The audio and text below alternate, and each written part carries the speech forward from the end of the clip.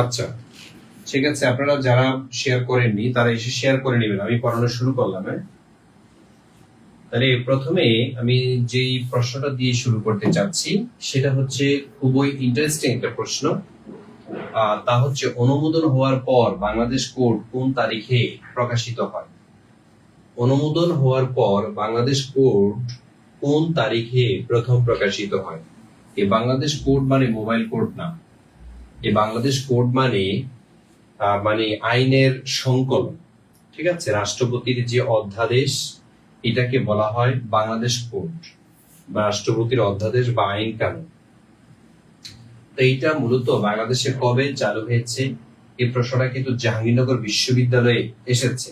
সরকার ও রাজনীতির যে সাবজেক্টে যারা ভর্তি পরীক্ষা দিয়েছে সেখানে এসেছে। আর এই প্রশ্নগুলো আমাদের পরীক্ষাতে আসতে পারে, 19তম নিবন্ধনে আসতে পারে ইনশাল্লাহ। এবং কি যারা প্রাথমিক সহকারী প্রধান শিক্ষক হিসেবে নিয়োগ পরীক্ষা দিবেন তাদের জন্য এই প্রশ্নটা গুরুত্বপূর্ণ, জানতে হবে আপনাকে। এই প্রশ্নের সঠিক অ্যান্সার হচ্ছে 1 জুলাই 2008। তাহলে 1 জুলাই 2008 বাংলাদেশ কোড প্রথম প্রকাশিত হয়। যদিও এই কোডটি সর্বপ্রথম ঘোষিত হয়েছিল 1973 সালে এবং প্রথম প্রকাশ হয়েছিল 1977 সালে। তাহলে ঘোষিত হয়েছিল 1973-এ, প্রকাশিত হয়েছিল 77 সালে এবং বারবার এটা সংস্করণ হয়। তো বাংলাদেশ কোড কি? বাংলাদেশ কোড হচ্ছে আইনের সংকলন। আইনের সংকলন। তো আইনের সংকলন অথবা রাষ্ট্রপতি যে অধ্যাদেশ জারি করেন এগুলো। তাহলে রাষ্ট্রপতির যে অধ্যাদেশ বা অর্ডিন্যান্স অথবা রাষ্ট্রপতির যে আদেশ জারি, এগুলাকেই মূলত বলা হয় বাংলাদেশ কোড। তাহলে সর্বশেষ যে সংকলনটা হয়েছিল সেটা হচ্ছে 2008 সালে হয়েছিল। তো এই হচ্ছে বিষয়। 2 নম্বর প্রশ্ন দেখি। এখানে বলা আছে 3 পার্বত্য জেলায় জেলা ও দায়রা জজ আদালত চালু হয় কবে? 3টি পার্বত্য জেলা। এই যে 3টি পার্বত্য জেলা বলতে কোন 3টাকে বোঝায় একটু কমেন্টে জানান তো। বাংলাদেশের কোন 3টা জেলাকে পার্বত্য জেলা বলা হয় একটু কমেন্টে দ্রুত জানিয়ে দেন। যে আলহামদুলিল্লাহ আপু ভালো আছি, কিন্তু কিভাবে ভালো থাকি, মন ভালো থাকে না, কারণ হচ্ছে আপনারা ক্লাসে জয়েন করেন না। ক্লাসে জয়েন করতে হবে, দ্রুত জয়েন করতে হবে।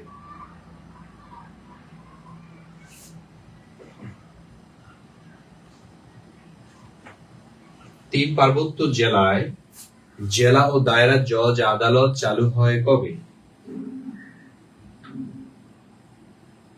জি, জহিরুল ইসলাম রিয়াদ, তারপরে হচ্ছে শামীমা আক্তার রেবু, তারপরে হচ্ছে কাজরি আফরোজ সুখ পাখি, আলহামদুলিল্লাহ, তারপরে হচ্ছে আশফিক কবির, তারপরে এখানে আছে দেবনাথ,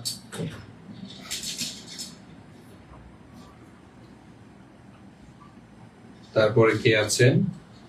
আচ্ছা, সঠিক অ্যান্সার হয়েছে। আপনারা যারা যারা দিয়েছেন আপনাদের গুলো সঠিক হয়েছে, আবার অনেকে অ্যান্সারই করছেন না। তাইলে জহিরুল ইসলাম রিয়াদেরটা সঠিক হয়েছে।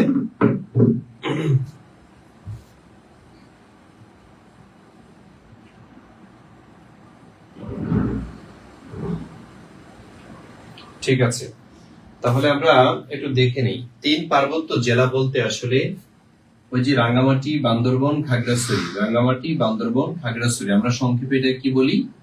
এটাকে বলি হচ্ছে বাখারা, তাই না? বাখারা মানে বান্দরবান, খাগড়াছড়ি, রাঙ্গামাটি, বান্দরবান, খাগড়াছড়ি, রাঙ্গামাটি, এই যে 3টি জেলা, এই 3টা জেলাকে বলা হয় পার্বত্য জেলা, অর্থাৎ পাহাড়ি জেলা। জেলায় জেলা ও দায়রা জজ আদালত একসময় ছিল না, কিন্তু এটা চালু করা হয়েছে। ইভেন এখানে আগে এমপি মন্ত্রীও ছিল না, পরবর্তীতে এগুলাকে জেলায় পরিণত করে এমপি মন্ত্রী এখন আছে। তো এখন দেখেন, এটা মূলত 1 জুলাই 2008 জেলা ও দায়রা জজ আদালত চালু হয়েছিল 3 পার্বত্য জেলা। অর্থাৎ যেদিন আপনার কি করা হয়েছিল, এই যে বাংলাদেশ কোড চালু হয়েছিল ওই দিন এটা কি করা হয়, ওই দিনে মূলত 1 জুলাই 2011 সালে এই কোডটা কি হয়, জেলা ও দায়রা জজ আদালত 3 পার্বত্য জেলাতে চালু হয়েছে।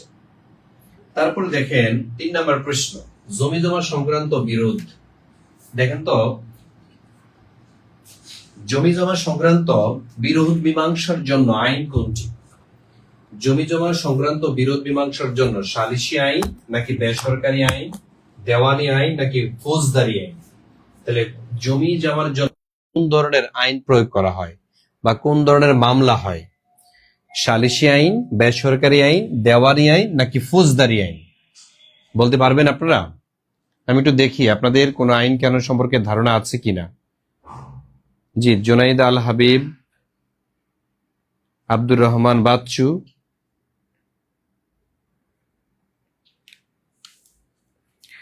তারপরে হচ্ছে ঠিক বলেছেন,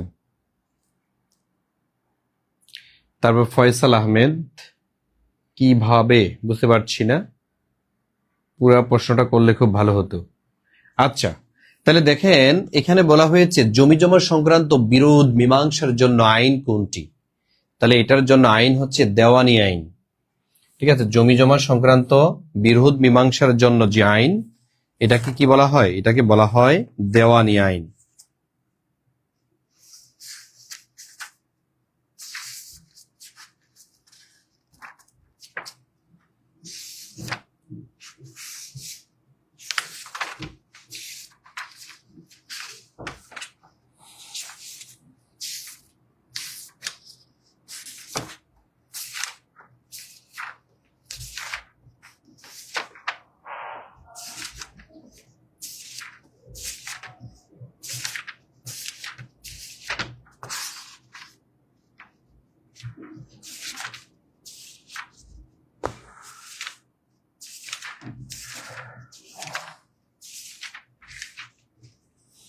আচ্ছা, তাহলে একটা হচ্ছে দেওয়ানি আদালতে মামলা করা হয়, আরটা যে ফৌজদারি আদালতে মামলা করা হয়। তাইলে আমরা সাধারণত জানি কি, একটা হচ্ছে ফৌজদারি মামলা, তাই না? ফৌজদারি মামলা আছে এক ধরনের, আরেক ধরনের মামলা হচ্ছে দেওয়ানি। এখন দেখেন এই যে দেওয়ানি মামলা যেটা, এই দেওয়ানি মামলা কোনটা বা ফৌজদারি মামলা কোনগুলো, এগুলো আমাদেরকে একটু জেনে নিতে হবে। যেমন ফৌজদারি মামলা সাধারণত ধরেন কেউ যদি চুরি করে, অথবা কেউ ডাকাতি করে, অথবা ধরেন খুন করে কেহ, অথবা কেহ ধর্ষণ করে, ঠিক আছে, বা প্রতারণা, তারপরে হচ্ছে চুরি ডাকাতি খুন ধর্ষণ প্রতারণা ইত্যাদি ইত্যাদির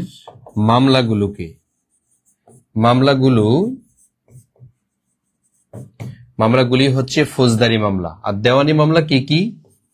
যেমন জমি জমা সংক্রান্ত মামলা, আরেকটা হচ্ছে ধরেন ক্ষতিপূরণ, ঠিক আছে, কোনো বিষয়ে যদি ক্ষতিপূরণ অথবা জরিমানা করা হয়, এগুলাকে বলা হয় দেওয়ানি মামলা।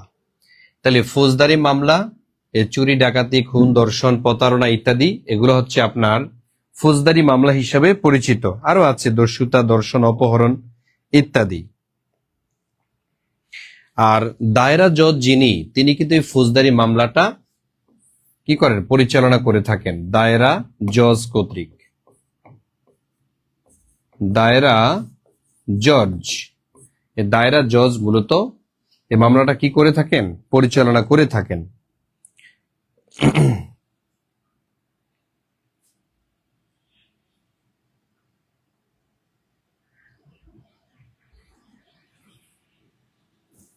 আচ্ছা, তারপরে দেওয়ানি মামলা, এটা তো বললাম এটা জমি জমা সংক্রান্ত। জাস্ট এতটুকু মনে রাখেন, দেওয়ানি মানে দেওয়া নেওয়া, জমি দেওয়া নেওয়া, জমি সংক্রান্ত যে মামলাগুলো, এগুলাকে দেওয়ানি মামলা বলা হয়। তাইলে জমি জমা সংক্রান্ত বিরোধ মীমাংসার জন্য আইন কোনটি? সেটা হচ্ছে দেওয়ানি আইন। এই দেওয়ানি আইনে দেওয়ানি মামলাটা কি করা হয়? সমাপ্ত করা হয় বা সূচনা করা হয়। তো এই হচ্ছে এখানে বিষয়। আচ্ছা, আপনারা কি আছেন আমার সাথে? তারপর তারপর দেখবো আমরা আরেকটা প্রশ্ন, সেটা হচ্ছে জেলা পর্যায়ে সাধারণত কয় প্রকার জুডিশিয়াল ম্যাজিস্ট্রেট আদালত থাকে? দেখেন, জেলা পর্যায়ে সাধারণত কয় প্রকারের জুডিশিয়াল ম্যাজিস্ট্রেট আদালত থাকে? 3, 4, 5 নাকি 6? তাহলে মনে রাখতে হবে জেলা পর্যায়ে সাধারণত কি কি আদালত থাকে ম্যাজিস্ট্রেটের। যেমন চিফ জুডিশিয়াল ম্যাজিস্ট্রেট আদালত 1 নম্বরে, chief judicial magistrate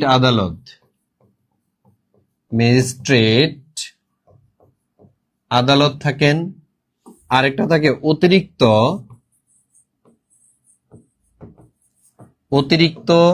judicial magistrate আদালত থাকে একটা।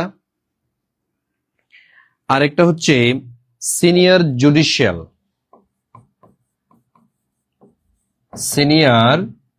জুডিশিয়াল ম্যাজিস্ট্রেট আদালত।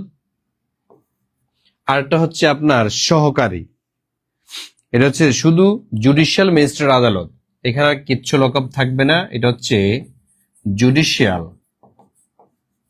জুডিশিয়াল ম্যাজিস্ট্রেট আদালত। এই 4 ধরনের আদালত থাকে জুডিশিয়ালের মধ্যে। তাহলে জেলা পর্যায়ে সাধারণত কত প্রকার জুডিশিয়াল ম্যাজিস্ট্রেট আদালত থাকে? 4 ধরনের। কি কি? চিফ জুডিশিয়াল ম্যাজিস্ট্রেট আদালত, অতিরিক্ত জুডিশিয়াল ম্যাজিস্ট্রেট আদালত, আরেকটা হচ্ছে সিনিয়র জুডিশিয়াল ম্যাজিস্ট্রেট আদালত, আরটা হচ্ছে জুডিশিয়াল ম্যাজিস্ট্রেট আদালত। তাহলে এই প্রশ্নের সঠিক অ্যান্সার হবে 4 ধরনের। ঠিক আছে, এই প্রশ্নটা উত্তর হবে 4 ধরনের। যে কয় ধরনের আদালত থাকে? তাহলে 4 ধরনের আদালত আমরা পেয়েছি। এই প্রশ্নটা কিন্তু আপনাদের সহকারী জজ পর্যায়ে যে পরীক্ষা হয়েছিল সেখানে এসেছে। তো আপনাদের নিবন্ধন পরীক্ষাতেও এই প্রশ্নগুলো আসতে পারে।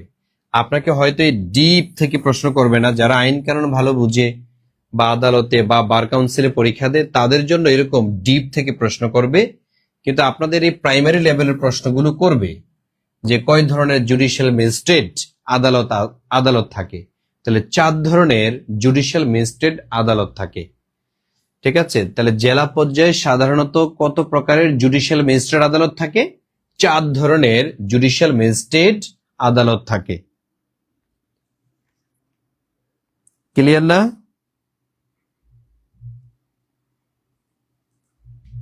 জি, থ্যাংক ইউ সো মাচ। 4 ধরনের।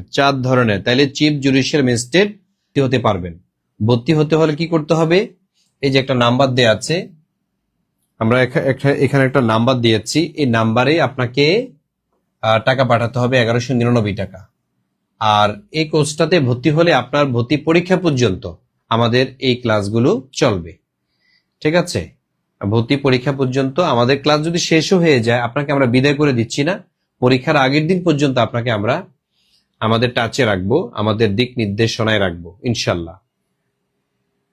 তো যা হোক, আপনারা যারা ভর্তি হতে চান ভর্তি হয়ে নেন, আর যারা হয়েছেন তারা তো হয়েছেন, তারা আমাদের ক্লাসটা কন্টিনিউ করেন। আসেন 5 নম্বর প্রশ্ন, বিচার বিভাগ পৃথকীকরণ মামলার মাজদার হোসেন বনাম বাংলাদেশ বাদী কে ছিলেন? তো বাংলাদেশের সবচেয়ে আলোচিত একটা মামলা, যেটা 1995 সালে দায়ের করা হয়েছিল। 1995 সালে কি করা হয়? মামলাটি দায়ের করা হয়। তো এই মামলাটি দায়ের করেছেন কে? এই মামলার যিনি বাদী ছিলেন, বাদী হচ্ছেন মাজদার হোসেন। মনে রাখবেন, মাজদার হোসেন এই মামলার বাদী ছিলেন। এখন কেন মামলাটা করা হয়? ইভেন এটার সাথে আরো 440 জন বিচারক, ঠিক আছে, 440 জন বিচারক সহকারে এই মামলার বাদী ছিলেন। এই মামলার উদ্দেশ্যটা কি? এই মামলার উদ্দেশ্য হচ্ছে নির্বাহী বিভাগ থেকে বিচার বিভাগকে আলাদা করা, অর্থাৎ নির্বাহী থেকে বিচার বিভাগ আলাদা করা। তো নির্বাহী বিভাগ থেকে এতে বিচার বিভাগ পৃথক বা আলাদা করা, আলাদা করা, এটাই হচ্ছে মূলত এটার উদ্দেশ্য। নির্বাহী থেকে বিচার বিভাগকে আলাদা করাই হচ্ছে গিয়ে এই মামলার উদ্দেশ্য ছিল। এই মামলার রায় প্রদান করা হয় 1999 সালে। 1999 সালে এই মামলা রায় প্রদান করা হয় যে ঠিক আছে, এখন থেকে নির্বাহী বিভাগ থেকে বিচার বিভাগকে আলাদা করা হবে। তো এটা এক্সিকিউট করা হয় কবে? এটাকে এক্সিকিউট করা হয়েছিল 1 নভেম্বর। এই তারিখটা মনে রাখবেন, 1 নভেম্বর 2007 সালে। 1 নভেম্বর 2007 সালে নির্বাহী বিভাগ থেকে বিচার বিভাগ আলাদা হয়। বিচার বিভাগ পৃথক করা হয়। নির্বাহী বিভাগ থেকে এই যে বিচার বিভাগ পৃথক হয় কবে? সেটা হয়েছিল 1 নভেম্বর 2007 সালে। ঠিক আছে। আর সংবিধানের কত নং অনুচ্ছেদ অনুযায়ী এটাও আসে? এটা হচ্ছে 22 নং অনুচ্ছেদ অনুযায়ী। তো 22 নং অনুচ্ছেদের মধ্যে লেখা আছে নির্বাহী বিভাগ থেকে বিচার বিভাগকে আলাদা করো। ঠিক আছে, তাইলে আপনারা অলরেডি উত্তর পেয়ে গেছে। এটা হচ্ছে সঠিক অ্যান্সার কি হবে? মাজদার হোসেন। তো এই নির্বাহী বিভাগ থেকে বিচার বিভাগ এই যে আলাদা করলো, আলাদা করার উদ্দেশ্য ছিল কি? বিচারটা যাতে স্বচ্ছ হয়, নিরপেক্ষ হয় এবং অর্থবহ হয়।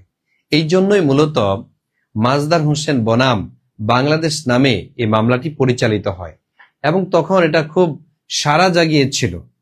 ঠিক আছে, এটা সারা বাংলাদেশে একটা সাড়া জাগানো মামলা ছিল।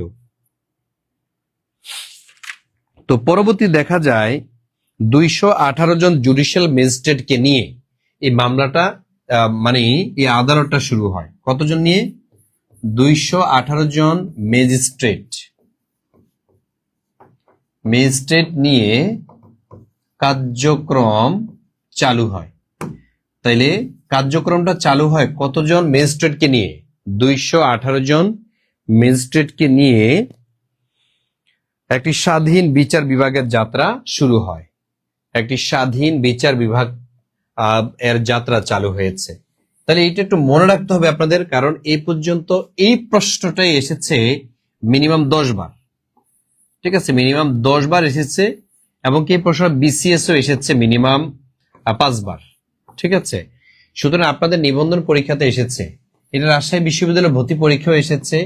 এটা দেখবেন বিভিন্ন এই যে 10 থেকে 20তম গ্রেড, এখানেও কিন্তু এই প্রশ্নটা এসেছে যে বিচার বিভাগ থেকে নির্বাহী বিভাগ আলাদা হয়েছে। এটা কত সালে? এটা হয়েছে 1 নভেম্বর 2007 সালে। তাইলে মাজদার হোসেন বনাম বাংলাদেশ কি? এরকম ভাবে প্রশ্ন আসতে পারে, মাজদার হোসেন বনাম বাংলাদেশ কি? তাহলে মাজদার হোসেন বনাম বাংলাদেশ হচ্ছে নির্বাহী বিভাগ থেকে বিচার বিভাগকে আলাদা করার জন্য একটি মামলার নাম। আর এই মামলাটার বাদী ছিলেন বা দায়ের করলেন কে? এটা হচ্ছে মানে মাজদার হোসেন নাম একজন বিচারক আর দায়রা জজ। আর এই মামলার যিনি বিচারক ছিলেন তার নাম কি? এটাও আসে পরীক্ষায়। এই মামলার যিনি বিচারক ছিলেন তার নাম হচ্ছে মুস্তফা কামাল। ঠিক আছে, তাইলে বিচারক কে ছিলেন? এই মামলার বিচারক যিনি ছিলেন তার নাম হচ্ছে মুস্তফা কামাল।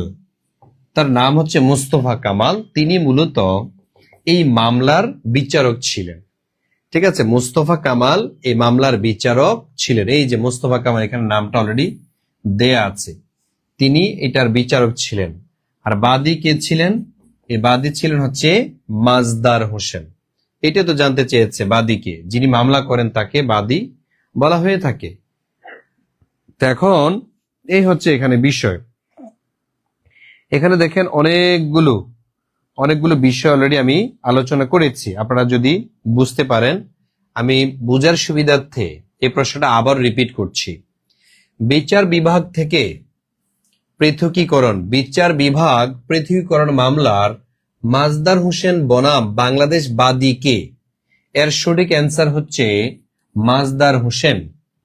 তো এটা মূলত একটি ঐতিহাসিক মামলা, যেখানে বিচার বিভাগ থেকে নির্বাহী বিভাগ আলাদা করার একটি আন্দোলন। একটি বিচার প্রক্রিয়া। তো এই মামলাটা দায়ের করা হয়েছিল 1995 সালে। এই মামলার বাদী ছিলেন মাজদার হোসেন এবং 440 জন বিচারক নিয়েই মূলত এই মামলাটা পরিচালিত হয়, যার প্রধান ছিলেন মাজদার হোসেন, যার কারণে এই মামলার নামই হয় মাজদার হোসেন বনাম বাংলাদেশ। এটার উদ্দেশ্য ছিল নির্বাহী থেকে বিচার বিভাগকে আলাদা করা। নির্বাহী বিভাগ থেকে বিচার বিভাগকে আলাদা করাই হচ্ছে মামলার উদ্দেশ্য ছিল। তো এই মামলার বিচারক ছিলেন যিনি, তার নাম হচ্ছে মুস্তফা কামাল। তো মামলাটা রায় হয়েছিল 1999 সালে, আর মামলাটা এক্সিকিউট করা হয় 1 নভেম্বর 2007 সালে। অর্থাৎ এই আদেশটা কার্যকর করা হয় যে নির্বাহী বিভাগ থেকে বিচার বিভাগ পৃথক আজ থেকে। এটা হয়েছে 1 নভেম্বর 2007, এবং আমাদের সংবিধান পরিবর্তন করে 22 নং অনুচ্ছেদে এটা লিখে দেয়া হলো। 22 নং অনুচ্ছেদটাই হলো নির্বাহী বিভাগ থেকে বিচার বিভাগকে আলাদাকরণ প্রক্রিয়া। ঠিক আছে, নির্বাহী বিভাগ থেকে বিচার বিভাগকে আলাদাকরণ এই সম্পর্কে লেখা আছে আমাদের সংবিধানের কয় নং অনুচ্ছেদে? 22 নং অনুচ্ছেদে। তো এই মামলার এই আদেশ কার্যকর হওয়ার পরে কতজন ম্যাজিস্ট্রেট নিয়ে এটার বিচার কাজ শুরু হয় বা নবযাত্রা শুরু হয়? সেটা হবে 218 জন ম্যাজিস্ট্রেটকে নিয়েই 218 জন জুডিশিয়াল ম্যাজিস্ট্রেট নিয়ে স্বাধীন বিচার বিভাগের যাত্রা শুরু হয়। তো এই হচ্ছে বিষয়। দেখেন আপনাদের এখানে কোনো কনফিউশন আছে কিনা, যদি কারো কোনো কনফিউশন থাকে এখানে কমেন্টে জানাবেন, আমি উত্তর দেওয়ার চেষ্টা করব। জি Seema Akter, thank you so much. Connect থাকার চেষ্টা করবেন এবং প্রশ্নের উত্তর দেওয়ার চেষ্টা করবেন। হ্যাঁ, রাজিয়া সুলতানা, তারপরে রেজওয়ান আলী, তারপরে জি থ্যাংক ইউ সো মাচ।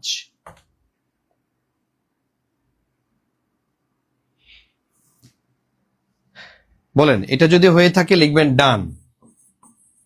এই প্রশ্নের উত্তর যদি বুঝে থাকেন এবং কি আনুষঙ্গিক যে বিষয়গুলো এগুলো যদি আপনাদের বুঝে আসে, যদি কোনো প্রশ্ন না থাকে লিখবেন ডান।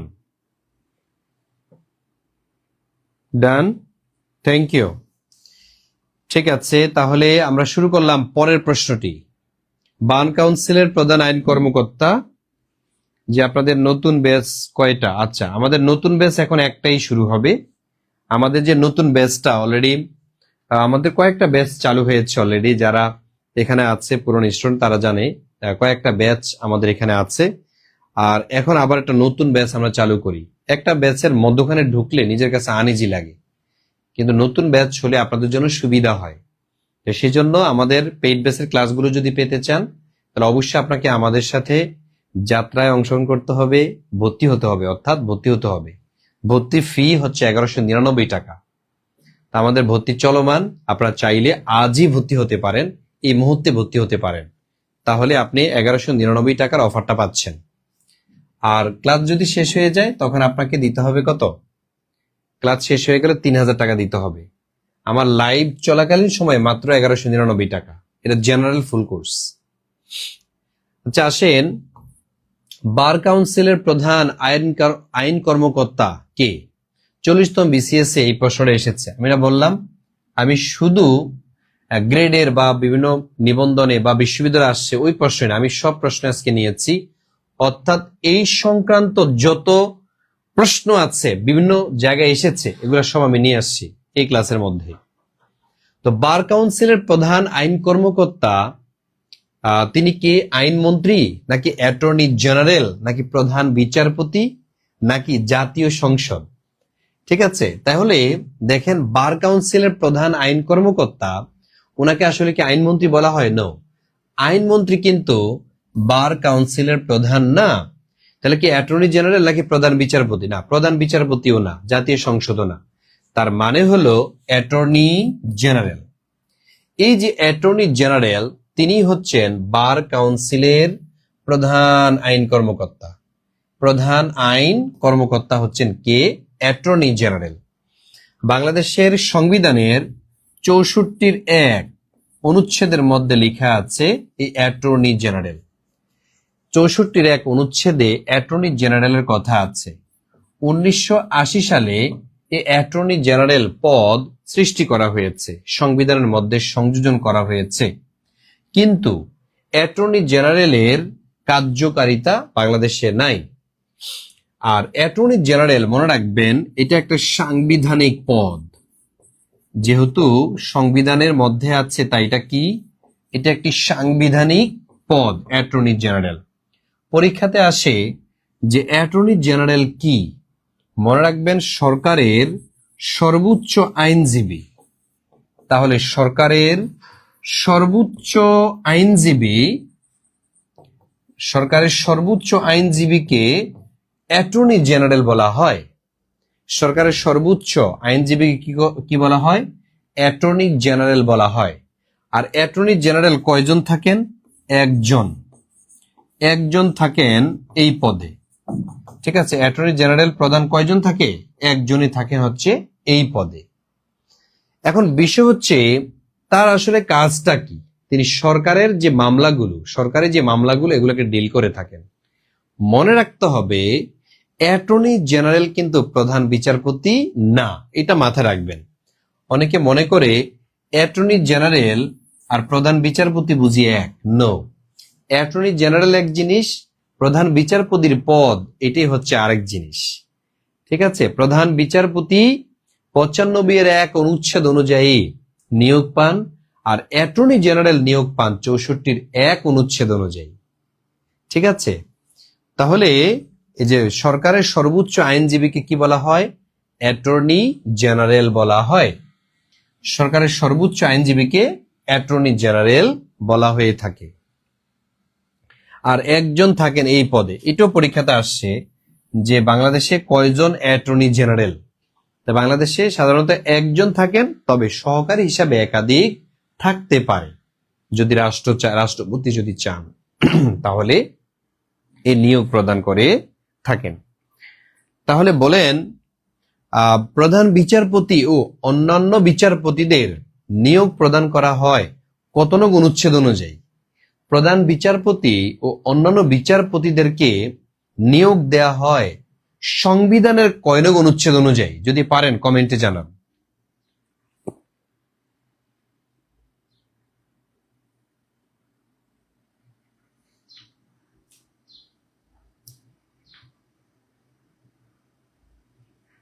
দেখি একটু দ্রুত জানাবেন। আচ্ছা, জি, Nuraisa Eva, thank you so much আপু, থ্যাংক ইউ সো মাচ।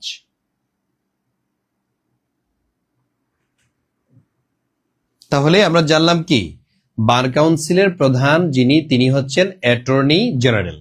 বার কাউন্সিলের প্রধান যিনি তিনি হলেন অ্যাটর্নি জেনারেল।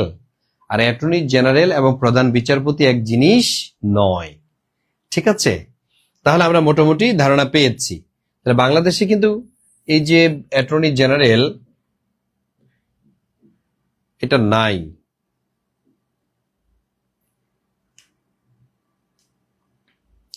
এবার আসেন, বাংলাদেশ সরকারের অ্যাটর্নি জেনারেল কোন বিভাগের অধীনে কাজ করেন? এই যে অ্যাটর্নি জেনারেল তিনি আসলে কোন বিভাগের অধীনস্থ হয়ে কাজ করে থাকেন? শাসন বিভাগ, বিচার বিভাগ, আইন বিভাগ নাকি জনপ্রশাসন বিভাগ? বাংলাদেশ সরকারের অ্যাটর্নি জেনারেল কোন বিভাগের অধীনস্থ হয়ে তিনি কাজ করে থাকেন? শাসন বিভাগ, বিচার বিভাগ, আইন বিভাগ নাকি জনপ্রশাসন বিভাগ? ক্লাস কবে থেকে শুরু হবে দয়া করে জানাবেন। জি আপু, আপনি হচ্ছে মেসেজ দিবেন 01767265758 এই নাম্বারে দিলেই আপনি যদি মেসেজ দেন তাহলে আপনার শিডিউলটা দেওয়া হবে। কারণ যারা সাবজেক্টিভে আপনারা ভর্তি হয়েছেন তাদের তো আসলে অনেকগুলো সাবজেক্ট, তাই না? তো এখন আসলে কার কোন দিন ক্লাসটা এটা হচ্ছে আমাদের রুটিন অনুযায়ী হচ্ছে লেখা আছে। তো অফিসে নক দিলে আপনাকে এটা পাঠিয়ে দিবে। আচ্ছা, জি, thank you so much. Bobby answer করেছেন, সীমা আক্তার, রাজিয়া সুলতানা, তুহা। ইংলিশের কোনো কোর্স আছে কিনা? হ্যাঁ আছে, আমাদের এখানে শুধু ইংলিশও ভর্তি হতে পারবেন মাত্র 750 টাকা। শুধু ইংলিশ। যদি বলেন যে ভাইয়া আমি কোনো কিছু করবো না, আমি শুধু ইংলিশটা দরকার, তাইলে মাত্র 750 টাকা দিয়ে আপনি আমাদের এখানে ভর্তি হতে পারবেন। আচ্ছা, জি সিদ্দিক হোসেন, আমিনা বেগম। তাহলে এখানে সঠিক অ্যান্সার আপনারা যেটা দিয়ে সেটা হলো দিয়েছেন যেটা বিচার বিভাগ। তাইলে অ্যাটর্নি জেনারেল কার অধীনস্থ হয়ে কাজ করেন, কার অধীনে কাজ করেন? বিচার বিভাগের অধীন হয়ে তিনি কাজ পরিচালনা করেন। সরকারের অ্যাটর্নি জেনারেল বিচার বিভাগের অধীনে কাজ পরিচালনা করে থাকেন। ঠিক আছে, সরকারের অধীনে বিচার বিভাগের কাজ তিনি পরিচালনা করে থাকেন। আর এই যে বিচার বিভাগটা, এটা সাধারণত দুই ধরনের হয়ে থাকে। মনে রাখবেন, এই যে বিচার বিভাগ এটা দুই ধরনের হয়ে থাকে। বিচার বিভাগ কয় ধরনের? দুই ধরনের হয়ে থাকে। একটা হচ্ছে একটাকে বলা হয় উচ্চতর বিচার বিভাগ, উচ্চতর বিচার বিভাগ, উচ্চতর বিচার বিভাগ। আরেকটা হচ্ছে অধস্তন বিচার বিভাগ, অধস্তন বিচার বিভাগ, অধস্তন বিচার বিভাগ। তাহলে উচ্চতর বিচার বিভাগ এবং অধস্তন বিচার বিভাগ এই দুই ভাগে ভাগ করা হয়েছে। এখন উচ্চতর বিচার বিভাগ বলতে আসলে কোনটাকে বুঝায়? উচ্চতর বিচার বিভাগ বলতে মূলত সুপ্রিম কোর্টকে বুঝায়। ঠিক আছে, এই যে সুপ্রিম কোর্ট এটাকে বুঝায়। আর আমরা তো জানি সুপ্রিম কোর্ট দুইটা ডিভিশন রয়েছে। সুপ্রিম কোর্টের ডিভিশন দুইটা, একটা হচ্ছে হাইকোর্ট বিভাগ, তাই না? একটা হচ্ছে হাইকোর্ট, আরেকটা কি আপিল বিভাগ। হাইকোর্ট বিভাগ আরেকটা হচ্ছে আপিল বিভাগ। তাহলে সুপ্রিম কোর্টের বিভাগ হচ্ছে দুইটা, একটা হচ্ছে হাইকোর্ট বিভাগ, হ্যাঁ, আরেকটা হচ্ছে আপিল বিভাগ। হাইকোর্ট বিভাগ আরেকটা কি আপিল বিভাগ। এই দুই ভাগে ভাগ করা হয়েছে এই সুপ্রিম কোর্টকে। সুপ্রিম কোর্ট হচ্ছে দুই ভাগে বিভক্ত, একটা হচ্ছে হাইকোর্ট বিভাগ, আরেকটা হচ্ছে আপিল বিভাগ। তাহলে উচ্চতর বিচার বিভাগ বলতে আমরা কোনটা বুঝি? এটা হচ্ছে সুপ্রিম কোর্টকে আমরা বুঝি উচ্চতর। আর নিম্নস্তর যেমন দেওয়ানি আদালত, ফৌজদারি আদালত, এগুলাকে মূলত নিম্নস্তর বা অধস্তন বুঝায়। ঠিক আছে, যেমন দেওয়ানি আদালত যেটা, দেওয়ানি, আরেকটা হচ্ছে ধরেন ফৌজদারি আদালত যেগুলো, এগুলো হচ্ছে অধস্তন। অর্থাৎ মেইন হচ্ছে সুপ্রিম কোর্ট। এই সুপ্রিম কোর্টের অধীনস্থ হচ্ছে এই আদালতগুলো কাজ পরিচালনা করে থাকে বিভিন্ন জেলা এবং ডিভিশনের মধ্যে। তো এই হচ্ছে বিষয়। আপনাদের পরীক্ষাতে প্রশ্ন আসে যে অ্যাটর্নি জেনারেল কোন বিভাগের হয়ে কাজ করবেন? তাইলে তিনি হচ্ছেন আইন বিভাগের হয়ে কাজ করবেন, অর্থাৎ এগুলা হচ্ছে তার অধীনস্থ। তাহলে আমাদের যে বিচার বিভাগের হয়ে তিনি কাজ করেন। বিচার বিভাগ কয় ধরনের? সাধারণত উচ্চতর বিচার বিভাগ, আরেকটা হচ্ছে অধস্তন বিচার বিভাগ। তাহলে উচ্চতর এবং অধস্তন এই দুই ভাগে ভাগ করা হয়েছে। তাহলে উচ্চতর বিচার বিভাগ বলতে আসলে কোনটাকে বুঝায়? সুপ্রিম কোর্টকে বুঝায়, যেটা হচ্ছে হাইকোর্ট বিভাগ, আর এটা হচ্ছে আপিল বিভাগ। আর অধস্তন বিভাগ যেটা, সেটা হচ্ছে দুইটা, একটা হচ্ছে দেওয়ানি আর একটা হচ্ছে ফৌজদারি। একটা হচ্ছে দেওয়ানি এবং আরেকটা ফৌজদারি আদালত। এই দুই ধরনের সাধারণত হয়ে থাকে।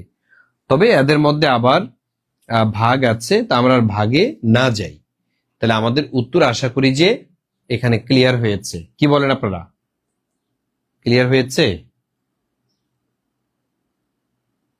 ক্লিয়ার।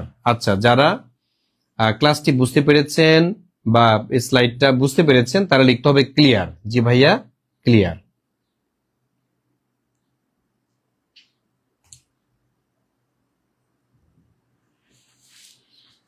জি ঠিক আছে। আমি এবার দেখাবো এই যে JATI স্ট্যান্ডস ফর, অর্থাৎ এটার ফুল মিনিংটা আপনার কাছে জানতে চেয়েছে। JATI স্ট্যান্ডস ফর কি? এটা মূলত judicial administration training institute. Judicial administration training institute. তাহলে জুডিশিয়াল যারা প্রশাসন রয়েছে জুডিশিয়ালে, তো তাদের যে প্রশিক্ষণ কেন্দ্র এটাকে মূলত বলা হয় জাতি জুডিশিয়াল অ্যাডমিনিস্ট্রেশন ট্রেনিং ইনস্টিটিউট, এটা মনে রাখবেন। Judicial stands for judicial administration.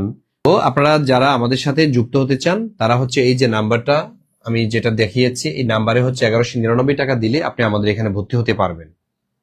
আসেন, যে জাতীয় মানবাধিকার কমিশন কবে গঠিত হয়? জাতীয় মানবাধিকার কমিশন মনে রাখতে হবে, এই যে জাতীয় মানবাধিকার কমিশনটি এটা 1 সেপ্টেম্বর 2004-এ, 2 সেপ্টেম্বর 2008-এ, 3 সেপ্টেম্বর 2004-এ নাকি 4 সেপ্টেম্বর 2008-এ, এটা আসলে কবে গঠিত হয়েছিল? জাতীয় মানবাধিকার কমিশন এটা গঠিত হয়েছিল 2 সেপ্টেম্বর 2008-এ। 2 সেপ্টেম্বরে মূলত এটা গঠিত হয়েছে। এখন প্রশ্ন হচ্ছে, এই যে মানবাধিকার কমিশন এটা কি সাংবিধানিক পদ? নো, এটা কিন্তু সাংবিধানিক নয়, সাংবিধানিক পদ নয়। জাতীয় মানবাধিকার কমিশন এটা কিন্তু সাংবিধানিক পদ না, অর্থাৎ সংবিধানের মধ্যে এরকম লেখা নাই। তাহলে এটা কি? এটা একটা স্বায়ত্তশাসিত প্রতিষ্ঠান যাদের কাজ হচ্ছে স্বাধীনভাবে কার্য পরিচালনা করবে, তদন্ত করতে পারবে। এটা যে কোনো মন্ত্রী, এমপি, প্রধানমন্ত্রীর ক্ষেত্রেও মানে তারা কি করতে পারবে, মানে তাদের যে কথা মানবাধিকার সম্পর্কে যে বক্তব্য সেটা পেশ করতে পারবে। সেটা যদি কারো বিরুদ্ধেও যায় কিচ্ছু করার নেই। আচ্ছা, আপনারা আমাকে একটা অ্যান্সার দেন যে মানবাধিকার দিবস কোনটি? বিশ্ব মানবাধিকার দিবস কোনটি? দেখি কি অ্যান্সার করতে পারেন। বিশ্বে মানবাধিকার দিবস কোনটি? বিশ্ব মানবাধিকার দিবস। জি মজুমদার, মিথিলা, আনিশা, তারপরে আর কি আছেন?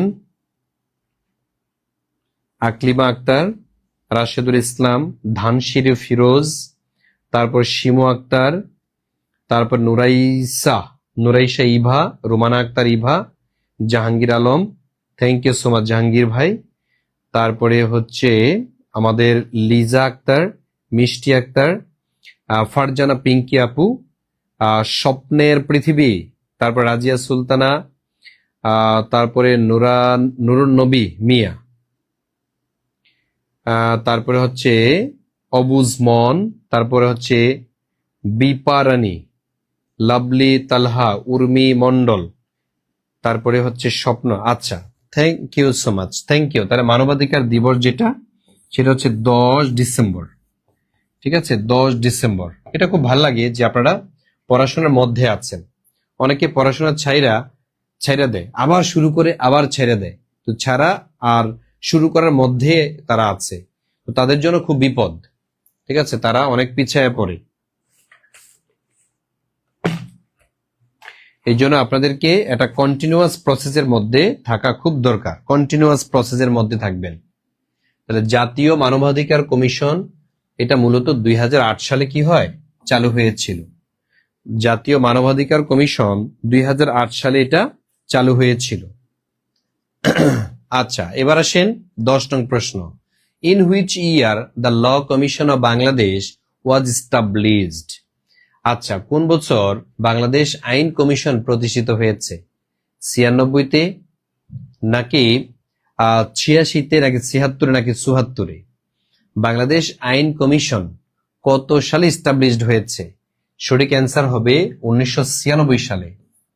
বাংলাদেশের মানে আইন কমিশন, the law commission of Bangladesh was established মানে হচ্ছে প্রতিষ্ঠিত হয়েছিল।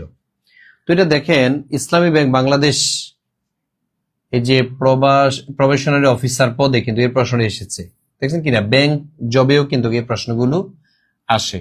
সুতরাং এগুলা যে শুধু যারা চিন্তা করে আছে যে বার কাউন্সিলে যারা পরীক্ষা দেয় অথবা আইনজীবী হতে যারা বিজিএস পরীক্ষা দেয় তাদের জন্যই শুধু এগুলো আসে, তারা দেখেন এটা কিন্তু ইসলামী ব্যাংকে পর্যন্ত এসেছে।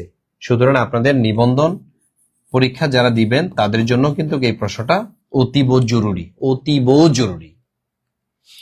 তারপরে আসেন, বাংলাদেশ বার কাউন্সিল একটি কি সাংবিধানিক সংস্থা, বিবিধ সংস্থা, নির্বাচিত সংস্থা নাকি নাকি স্বায়ত্তশাসিত সংস্থা?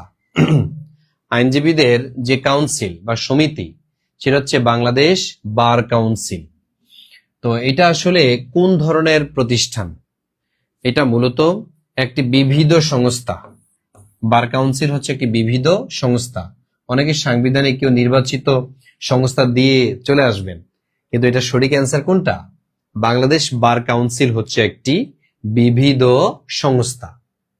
ঠিক আছে, তারপরে আসেন বাংলাদেশ বার কাউন্সিলের নির্বাচিত সদস্য সংখ্যা কতজন? তো এই যে বার কাউন্সিল নির্বাচন হয় প্রতি বৎসর, তো এখানে আসলে কতজন সদস্য দিয়ে বার কাউন্সিল মূলত পরিচালিত হয়ে থাকে, বা কতজন সদস্য নির্বাচিত হয়ে থাকেন বার কাউন্সিলের? কারো কি ধারণা আছে? যদি ধারণা থাকে অ্যান্সার করেন তো দেখি। কে অ্যান্সার করতে পারবেন? বাংলাদেশ বার কাউন্সিল নির্বাচিত সদস্য সংখ্যা কয়জন? 12, 14, 15, 18? 12, 14, 15, 18। যে ইসরাত হাসান, লিজা আক্তার, তোহা জাহান, তারপর হচ্ছে শাহানা আক্তার, মিষ্টি, জাহাঙ্গীর আলম, ইমরান, তারপরে দিশাহীন যাত্রী, Aklima Islam, thank you so much Bobby আপু, থ্যাঙ্কস। তারপরে আচ্ছা, আনিশা খাতুন, আপনারটা হয়েছে।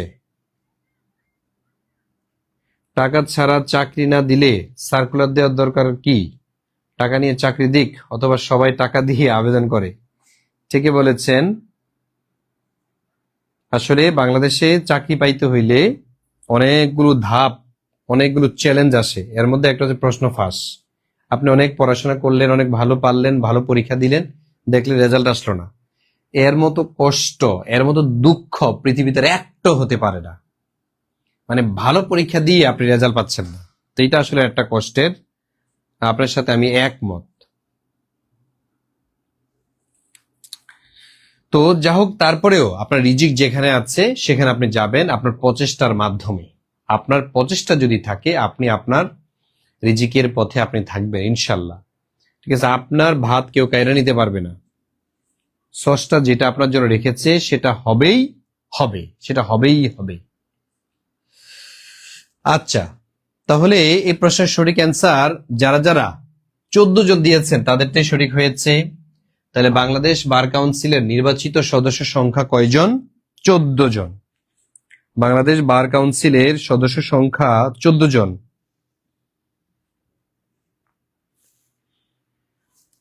আচ্ছা, যারা আইনের স্টুডেন্ট আছেন তারা কিন্তু এগুলো মুখস্থ থাকার কথা। তা আইনজীবী তালিকাভুক্ত পরীক্ষা 2012-তে কিন্তু এই প্রশ্নটা আসছে। যারা এখানে আছেন বার কাউন্সিলে পরীক্ষা দিবেন, তাদের জন্য কিন্তু আজকের এই ক্লাসটি গুরুত্বপূর্ণ। আর যারা নিবন্ধন পরীক্ষা দিবেন তাদের জন্য আরো বেশি গুরুত্বপূর্ণ, এই কারণে যেহেতু সংখ্যা দিয়ে, মানে ছোট ছোট সংখ্যা দিয়ে যেই প্রশ্নগুলো এগুলো বেশি আসে আপনাদের, দেখেন বিগত সালের প্রশ্নে। তাহলে বাংলাদেশ বার কাছে, সুতরাং আপনি জার্নিটা শুরু করেন। বাংলাদেশে আইনজীবী হওয়ার ন্যূনতম বয়স কত?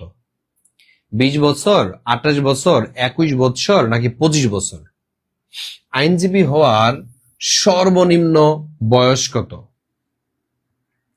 বাংলাদেশে আইনজীবী হওয়ার সর্বনিম্ন বয়স কত? দেখি অ্যান্সার করেন তো, কে পারবেন?